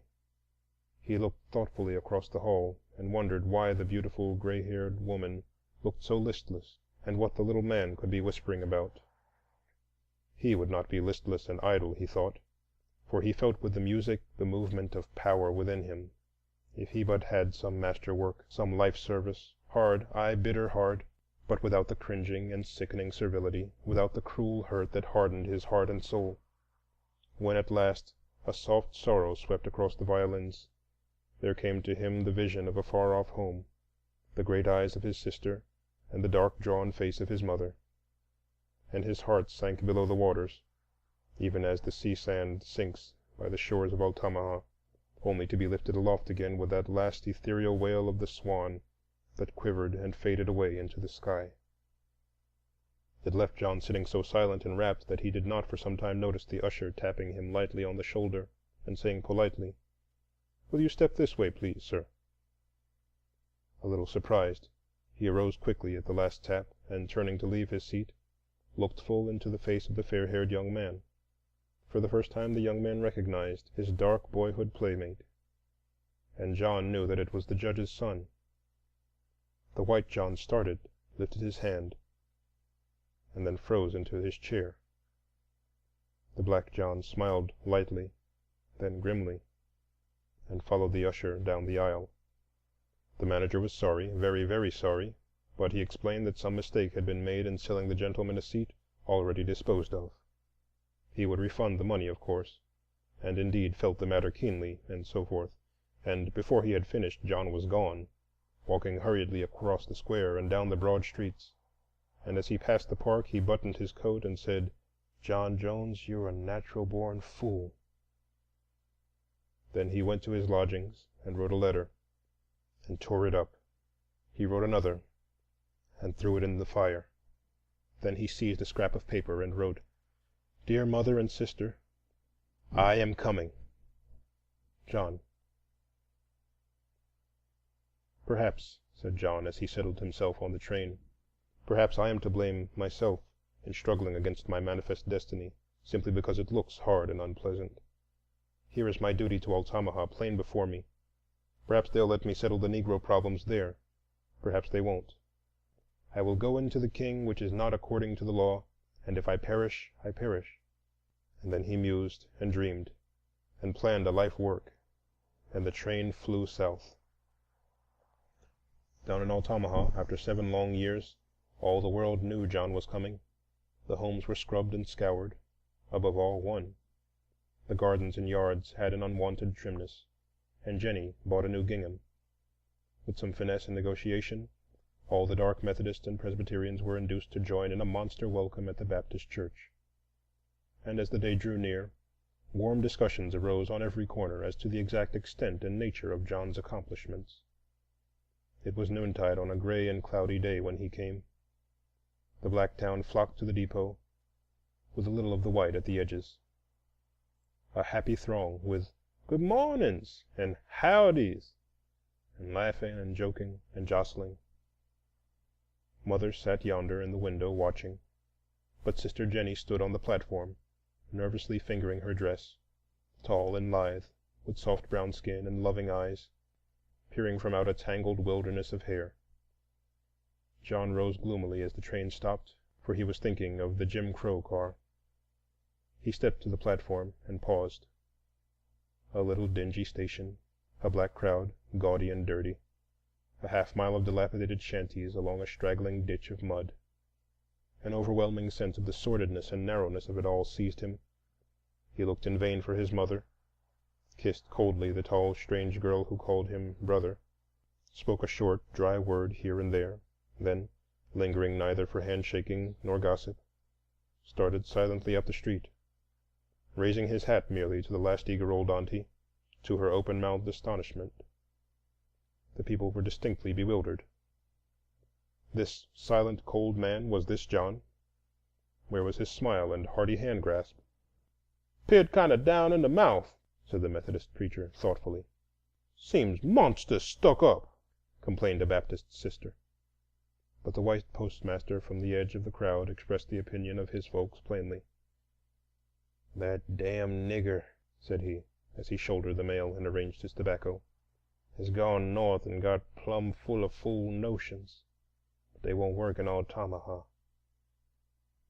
And the crowd melted away. The meeting of welcome at the Baptist church was a failure. Rain spoiled the barbecue, and thunder turned the milk in the ice cream.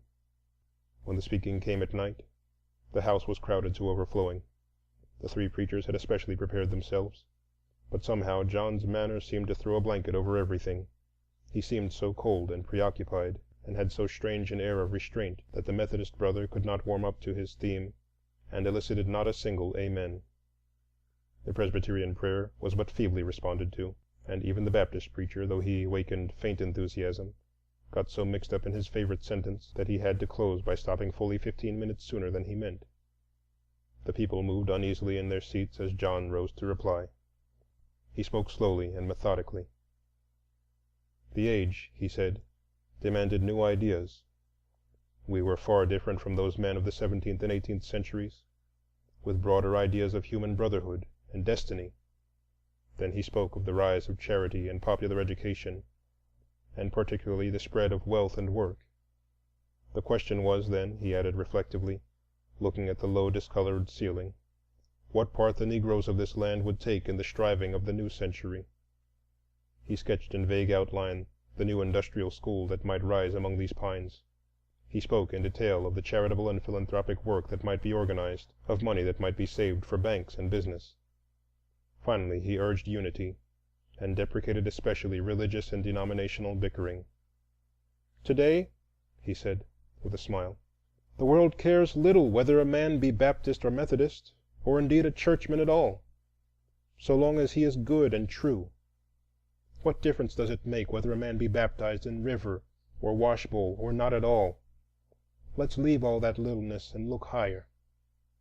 Then, thinking of nothing else, he slowly sat down. A painful hush seized that crowded mass. Little had they understood of what he said, for he spoke an unknown tongue, save the last word about baptism. That they knew. And they sat very still while the clock ticked. Then at last a low suppressed snarl came from the Amen corner, and an old bent man arose, walked over the seats, and climbed straight up into the pulpit. He was wrinkled and black, with scant gray and tufted hair. His voice and hands shook as with palsy, but on his face lay the intense, rapt look of the religious fanatic. He seized the Bible with his rough, huge hands. Twice he raised it, inarticulate, and then fairly burst into words, with rude and awful eloquence. He quivered, swayed, and bent, then rose aloft in perfect majesty till the people moaned and wept, wailed and shouted, and a wild shrieking arose from the corners where all the pent-up feeling of the hour gathered itself and rushed into the air. John never knew clearly what the old man said. He only felt himself held up to scorn and scathing denunciation for trampling on the true religion. And he realized with amazement that all unknowingly he had put rough, rude hands on something this little world held sacred. He arose silently and passed out into the night. Down toward the sea he went, in the fitful starlight, half conscious of the girl who followed timidly after him. When at last he stood upon the bluff, he turned to his little sister and looked upon her sorrowfully, remembering with sudden pain how little thought he had given her. He put his arm about her and let her passion of tears spend itself on his shoulder. Long they stood together, peering over the gray, unresting water. "John," she said, "does it make everyone unhappy when they study and learn lots of things?" He paused and smiled. "I am afraid it does," he said. "And John, are you glad you studied?" "Yes," came the answer, slowly but positively. She watched the flickering lights upon the sea, and said thoughtfully, "I wish I was unhappy, and," putting both arms about his neck, "I think I am a little, John." It was several days later that John walked up to the judge's house to ask for the privilege of teaching the Negro school. The judge himself met him at the front door, stared a little hard at him, and said brusquely, "Go round to the kitchen door, John, and wait." Sitting on the kitchen steps, John stared at the corn, thoroughly perplexed. What on earth had come over him? Every step he made offended someone. He had come to save his people, and before he left the depot he had hurt them. He sought to teach them at the church, and had outraged their deepest feelings. He had schooled himself to be respectful to the judge, and then blundered into his front door. And all the time he had meant right. And yet somehow he found it so hard and strange to fit his old surroundings again, to find his place in the world about him. He could not remember that he used to have any difficulty in the past, when life was glad and gay. The world seemed smooth and easy then. Perhaps. But his sister came to the kitchen door just then and said the judge awaited him. The judge sat in the dining room amid his morning's mail, and he did not ask John to sit down. He plunged squarely into the business. "You've come for the school, I suppose? Well, John, I want to speak to you plainly. You know I'm a friend to your people. I've helped you and your family, and would have done more if you hadn't got the notion of going off. Now, I like the colored people, and sympathize with all their reasonable aspirations, but you and I both know, John, that in this country the Negro must remain subordinate, and can never expect to be the equal of white men. In their place, your people can be honest and respectful, and God knows I'll do what I can to help them. But when they want to reverse nature and rule white men and marry white women and sit in my parlor, then by God we'll hold them under if we have to lynch every nigger in the land. Now, John, the question is, are you, with your education and northern notions, going to accept the situation and teach the darkies to be faithful servants and laborers, as your fathers were? I knew your father, John. He belonged to my brother, and he was a good nigger. Well, are you going to be like him? Or are you going to try to put fool ideas of rising and equality into these folks' head and make them discontented and unhappy?" "I am going to accept the situation, Judge Henderson," answered John, with a brevity that did not escape the keen old man. He hesitated a moment, and then said shortly, "Very well. We'll try you a while. Good morning." It was a full month after the opening of the Negro school that the other John came home, tall, gay, and headstrong. The mother wept, the sisters sang, the whole white town was glad. A proud man was the judge, and it was a goodly sight to see the two swinging down Main Street together. And yet all did not go smoothly between them, for the younger man could not and did not veil his contempt for the little town, and plainly had his heart set on New York. Now the one cherished ambition of the judge was to see his son mayor of Altamaha, representative to the legislature, and, who could say, governor of Georgia. So the argument often waxed hot between them. "Good heavens, father," the younger man would say after dinner, as he lighted a cigar and stood by the fireplace, "you surely don't expect a young fellow like me to settle down permanently in this God-forsaken town with nothing but mud and Negroes?" "I did," the judge would answer laconically, and on this particular day it seemed from the gathering scowl that he was about to add something more emphatic. But neighbors had already begun to drop in to admire his son, and the conversation drifted. "Hear that John is livening things up at the darky school," volunteered the postmaster after a pause. "What now?" asked the judge sharply. "Oh, nothing in particular. Just his almighty air and uppish ways. Believe I did hear something about his giving talks on the French Revolution, equality, and such like. He's what I call a dangerous nigger. Have you heard him say anything out of the way?" "Why, no. But Sally, our girl, told my wife a lot of rot. Then, too, I don't need to hear.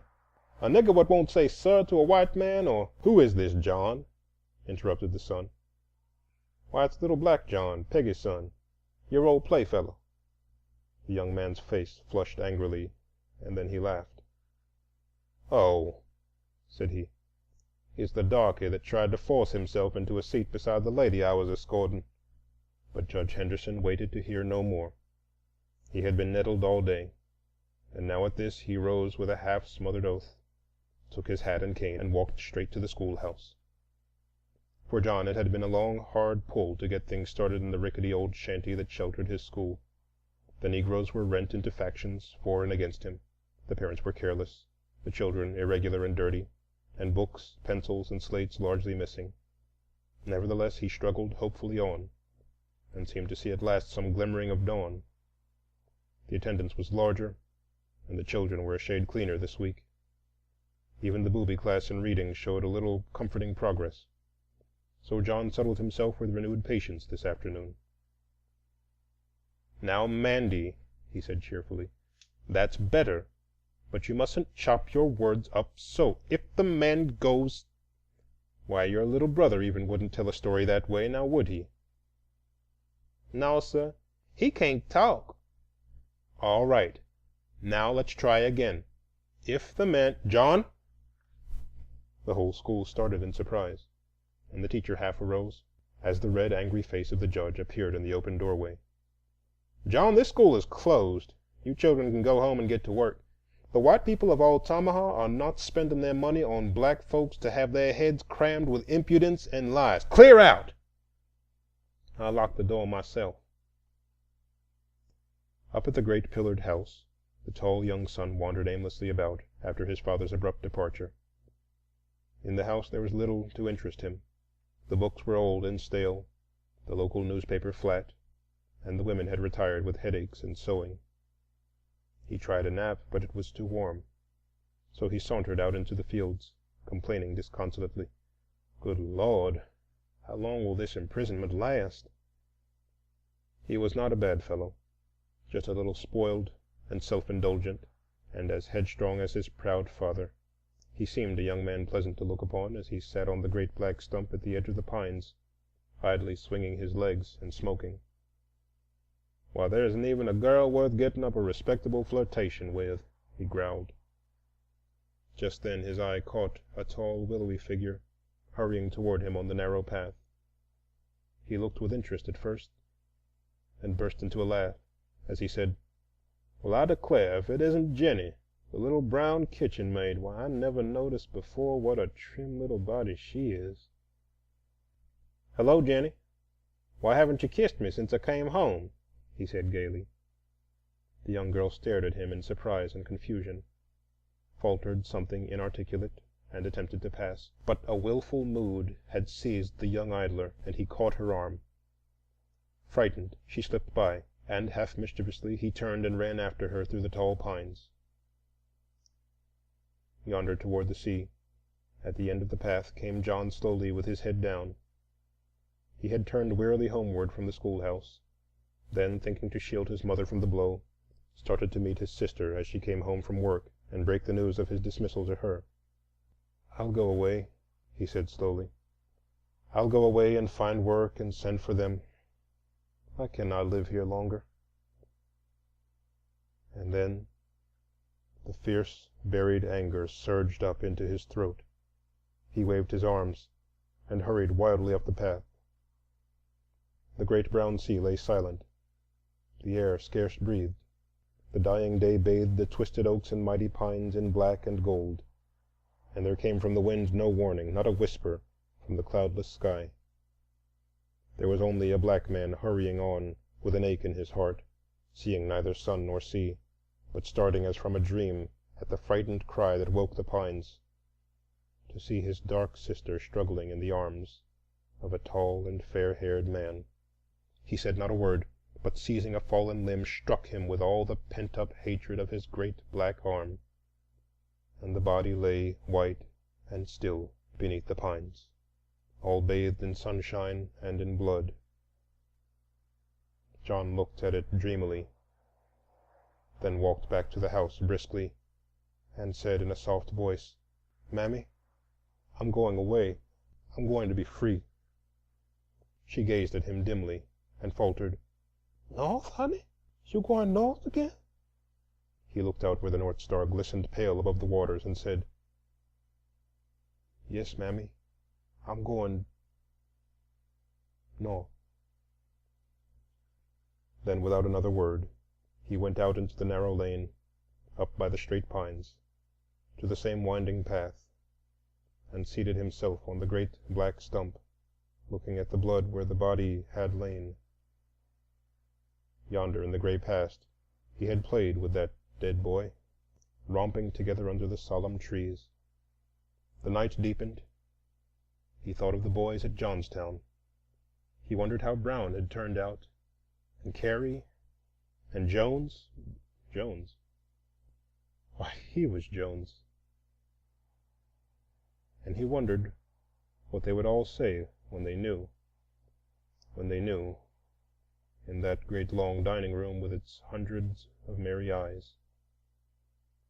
Then, as the sheen of the starlight stole over him, he thought of the gilded ceiling of that vast concert hall, heard stealing toward him the faint, sweet music of the swan. Hark! Was it music? Or the hurry and shouting of men? Yes, surely. Clear and high, the faint, sweet melody rose and fluttered like a living thing, so that the very earth trembled as with the tramp of horses and the murmur of angry men.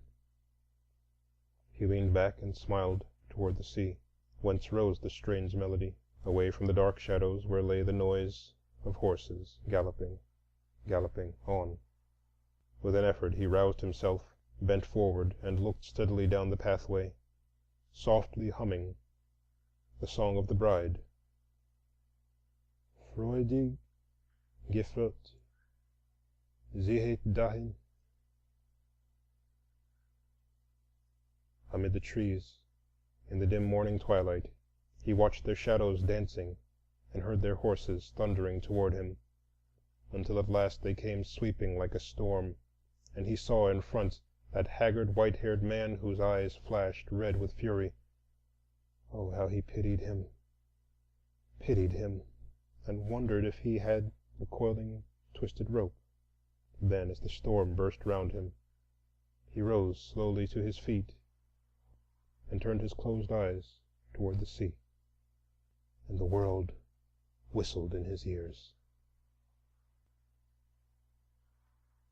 End of Chapter 13. Chapter 14. Of the Sorrow Songs.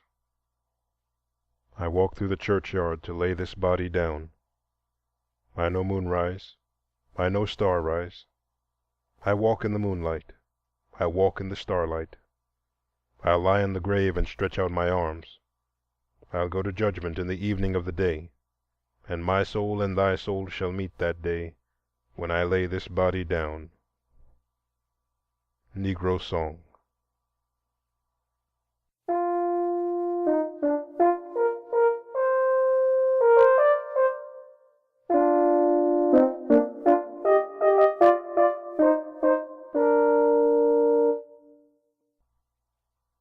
They that walked in darkness sang songs in the olden days, sorrow songs, for they were weary at heart. And so before each thought that I have written in this book, I have set a phrase, a haunting echo of these weird old songs in which the soul of the black slave spoke to men. Ever since I was a child, these songs have stirred me strangely. They came out of the South unknown to me, one by one, and yet at once I knew them as of me and of mine. Then in after years, when I came to Nashville, I saw the great temple builded of these songs towering over the pale city. To me Jubilee Hall seemed ever made of the songs themselves, and its bricks were red with the blood and dust of toil. Out of them rose for me, morning, noon, and night, bursts of wonderful melody, full of the voices of my brothers and sisters, full of the voices of the past.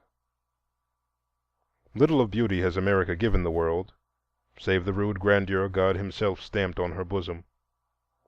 The human spirit in this new world has expressed itself in vigor and ingenuity rather than in beauty, and so by fateful chance the Negro folk song, the rhythmic cry of the slave, stands today not simply as the sole American music, but as the most beautiful expression of human experience born this side the seas. It has been neglected, it has been and is half despised, and above all it has been persistently mistaken and misunderstood. But notwithstanding, it still remains as the singular spiritual heritage of the nation and the greatest gift of the Negro people. Away back in the 30s, the melody of these slave songs stirred the nation, but the songs were soon half forgotten. Some, like Near the Lake Where Drooped the Willow, passed into current airs, and their source was forgotten. Others were caricatured on the minstrel stage, and their memory died away. Then in wartime came the singular Port Royal experiment after the capture of Hilton Head, and perhaps for the first time the North met the Southern slave face to face and heart to heart with no third witness. The sea islands of the Carolinas where they met were filled with a black folk of primitive type, touched and molded less by the world about them than any others outside the Black Belt. Their appearance was uncouth, their language funny, but their hearts were human, and their singing stirred men with a mighty power. Thomas Wentworth Higginson hastened to tell of these songs, and Miss McKim and others urged upon the world their rare beauty. But the world listened only half credulously, until the Fisk Jubilee singers sang the slave songs so deeply into the world's heart that it can never wholly forget them again. There was once a blacksmith's son born at Cadiz, New York, who in the changes of time taught school in Ohio and helped defend Cincinnati from Kirby Smith. Then he fought at Chancellorsville and Gettysburg, and finally served in the Freedmen's Bureau at Nashville. Here he formed a Sunday school class of black children in 1866, and sang with them and taught them to sing. And then they taught him to sing. And when once the glory of the Jubilee songs passed into the soul of George L. White, he knew his life work was to let those Negroes sing to the world as they had sung to him. So in 1871 the pilgrimage of the Fisk Jubilee singers began. North to Cincinnati they rode, 4 half-clothed black boys and 5 girl women, led by a man with a cause and a purpose. They stopped at Wilberforce, the oldest of Negro schools, where a black bishop blessed them. Then they went, fighting cold and starvation, shut out of hotels and cheerfully sneered at, ever northward, and ever the magic of their song kept thrilling hearts, until a burst of applause in the Congregational Council at Oberlin revealed them to the world. They came to New York, and Henry Ward Beecher dared to welcome them, even though the metropolitan dailies sneered at his "nigger minstrels." So their songs conquered, till they sang across the land and across the sea, before Queen and Kaiser, in Scotland and Ireland, Holland and Switzerland.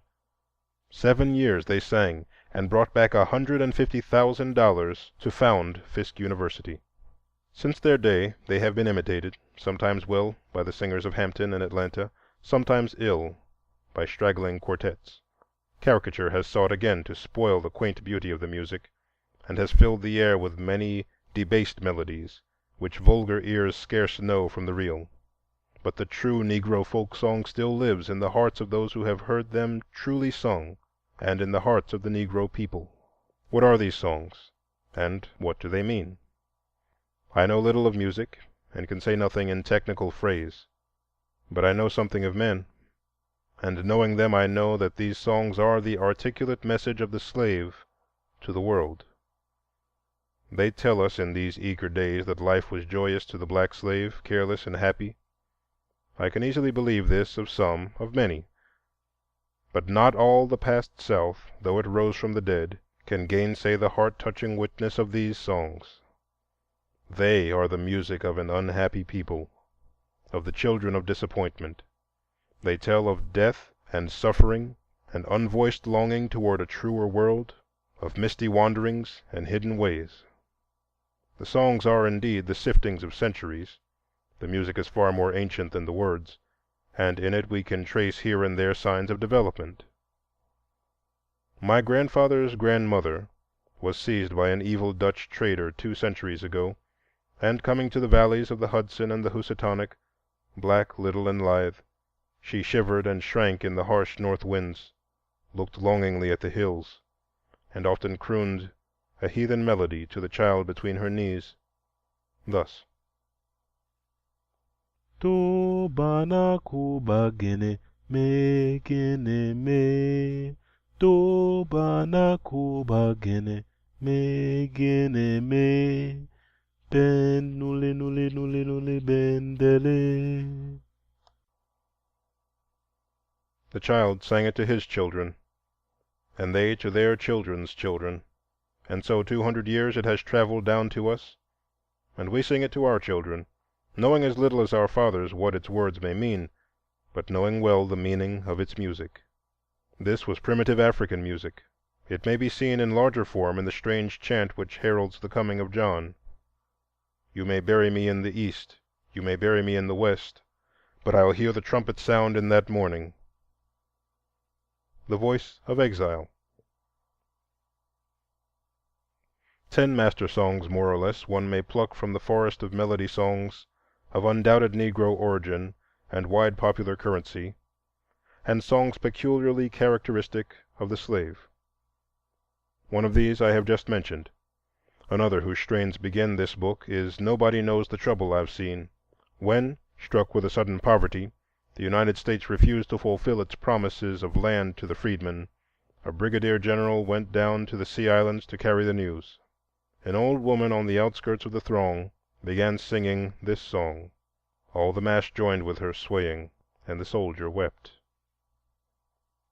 The third song is the cradle song of death, which all men know, "Swing low, sweet chariot," whose bars begin the life story of Alexander Crummell. Then there is the song of many waters, "Roll, Jordan, roll," a mighty chorus with minor cadences. There were many songs of the fugitive, like that which opens "The Wings of Atalanta," and more familiar, "Been Listenin'." The seventh is the song of the end and the beginning, "My Lord, what a morning when the stars begin to fall." A strain of this is placed before the dawn of freedom.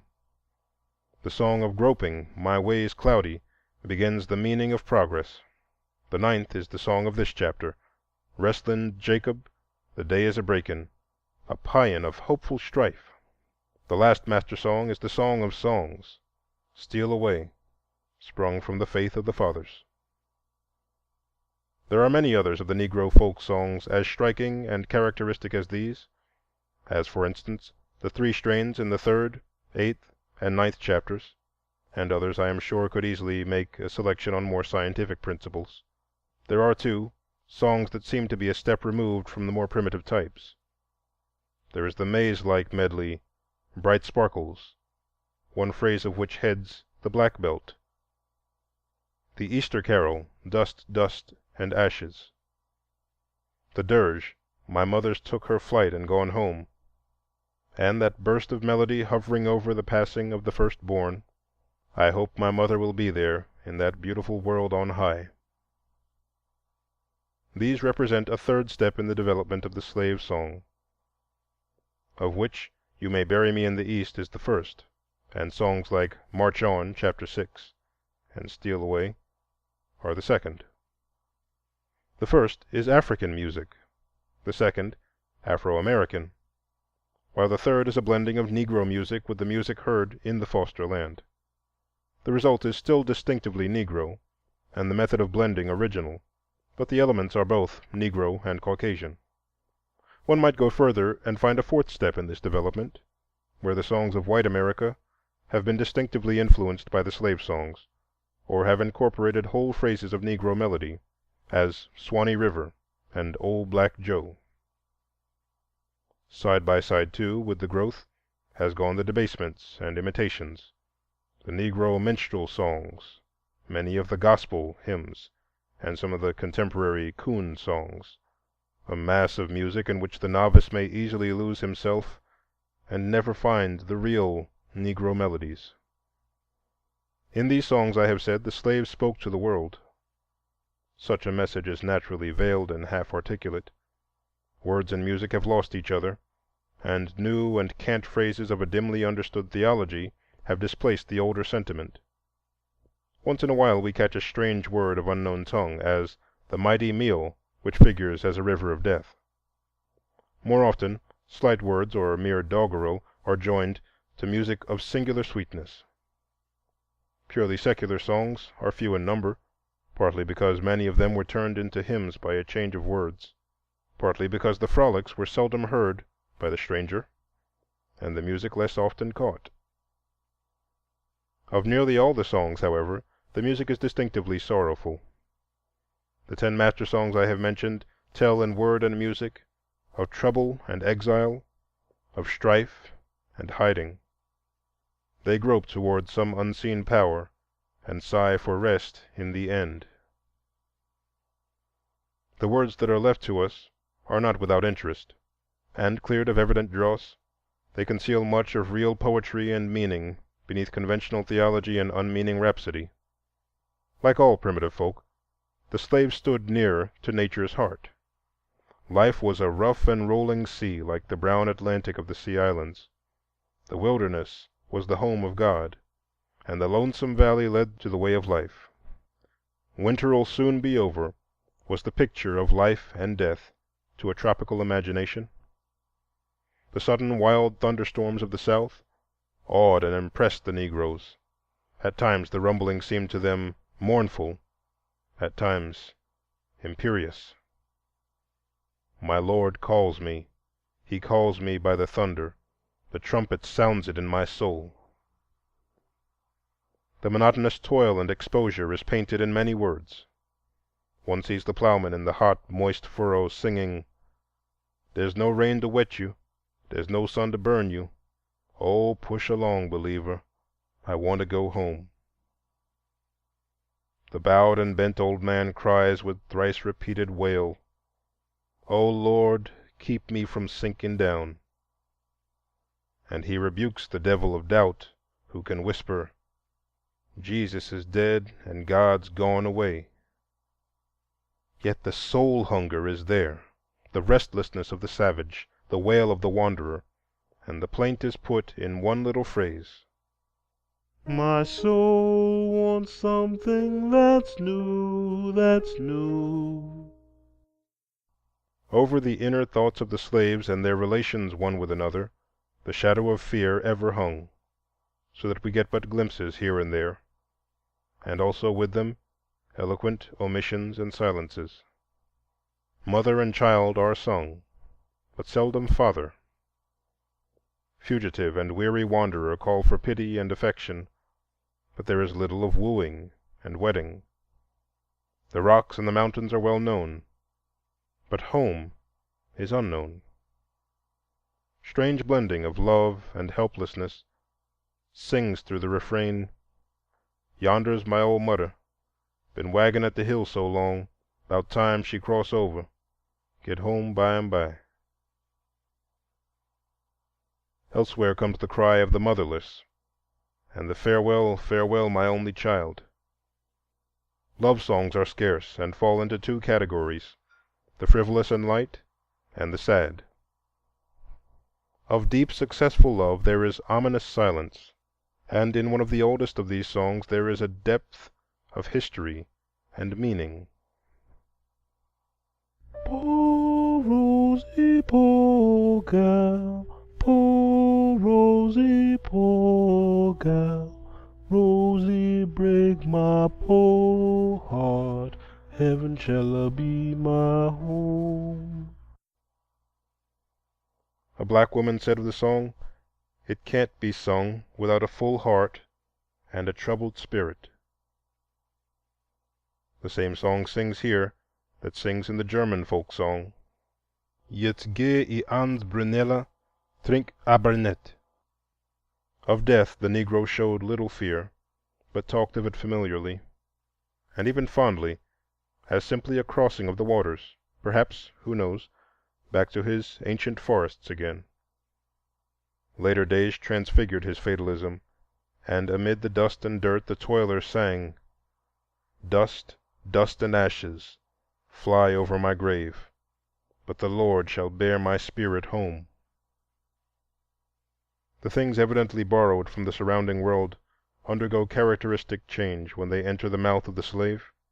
Especially is this true of Bible phrases. "Weep, O captive daughter of Zion," is quaintly turned into "Zion, weep alow," and the wheels of Ezekiel are turned every way into the mystic dreaming of the slave, till he says, "There's a little wheel a turning in my heart." As in olden time, the words of these hymns were improvised by some leading minstrel of the religious band. The circumstances of the gathering, however, the rhythm of the songs, and the limitations of allowable thought, confined the poetry for the most part to single or double lines, and they seldom were expanded to quatrains or longer tales, although there are some few examples of sustained efforts, chiefly paraphrases of the Bible. Three short series of verses have always attracted me. The one that heads this chapter, of one line of which Thomas Wentworth Higginson has fittingly said, "Never, it seems to me, since man first lived and suffered, was his infinite longing for peace uttered more plaintively." The second and third are descriptions of the Last Judgment. The one, a late improvisation with some traces of outside influence. "Oh, the stars and the elements are falling, and the moon drips away into blood, and the ransomed of the Lord are returning unto God. Blessed be the name of the Lord." And the other, earlier and homelier picture from the low coast lands. "Michael, haul the boat ashore, then you'll hear the horn they blow, then you'll hear the trumpet sound, trumpets sound the world round, trumpets sound for rich and poor, trumpets sound the Jubilee, trumpets sound for you and me." Through all the sorrow of the sorrow songs there breathes a hope, a faith in the ultimate justice of things. The minor cadences of despair change often to triumph and calm confidence. Sometimes it is faith in life, sometimes a faith in death, sometimes assurance of boundless justice in some fair world beyond. But whichever it is, the meaning is always clear, that sometime, somewhere, men will judge men by their souls and not by their skins. Is such a hope justified? Do the sorrow songs sing true?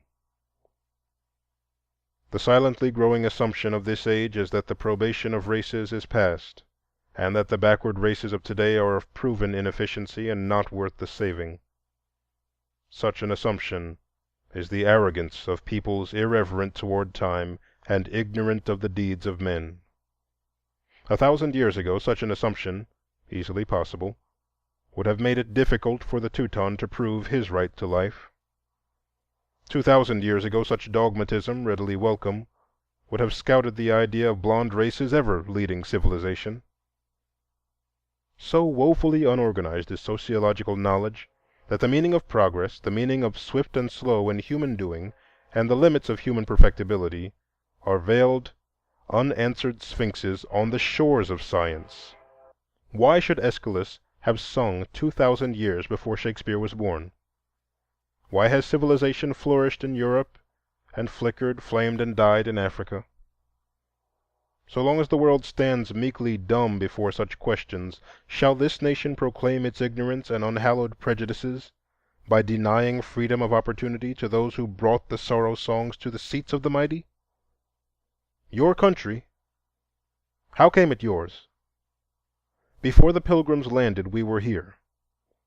Here we have brought our 3 gifts and mingled them with yours: a gift of story and song, soft, stirring melody in an ill-harmonized and unmelodious land; the gift of sweat and brawn to beat back the wilderness, conquer the soil, and lay the foundations of this vast economic empire 200 years earlier than your weak hands could have done it. The third, a gift of the Spirit. Around us the history of the land has centered for thrice 100 years. Out of the nation's heart we have called all that was best, to throttle and subdue all that was worst. Fire and blood, prayer and sacrifice have billowed over this people, and they have found peace only in the altars of the God of Right. Nor has our gift of the Spirit been merely passive. Actively we have woven ourselves with the very warp and woof of this nation. We fought their battles, shared their sorrows, mingled our blood with theirs, and generation after generation have pleaded with a headstrong, careless people to despise not justice, mercy, and truth, lest the nation be smitten with a curse. Our song, our toil, our cheer, and warning have been given to this nation in blood brotherhood. Are not these gifts worth the giving? Is not this work and striving? Would America have been America without her Negro people? Even so is the hope that sang in the songs of my fathers well sung. If somewhere in this whirling chaos of things there dwells eternal good, pitiful yet masterful, then anon in his good time America shall rend the veil, and the prisoned shall go free. Free, free as the sunshine trickling down the morning into these high windows of mine, free as yonder fresh young voices welling up to me from the caverns of brick and mortar below, swelling with song, instinct with life, tremulous treble and darkening bass. My children, my little children, are singing to the sunshine, and thus they sing. Let us cheer the weary traveler, let us cheer the weary traveler, let us cheer the weary traveler along the heavenly way. And the traveler girds himself and sets his face toward the morning and goes his way. The Afterthought. Hear my cry, O God the Reader. Vouchsafe that this my book fall not stillborn into the world wilderness.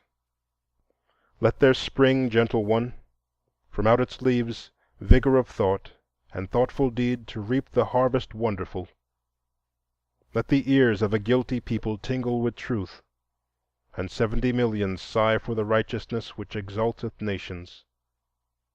In this drear day when human brotherhood is mockery and a snare. Thus, in thy good time, may infinite reason turn the tangle straight, and these crooked marks on a fragile leaf be not indeed the end. This ends the reading of The Souls of Black Folk by W. E. B. Du Bois.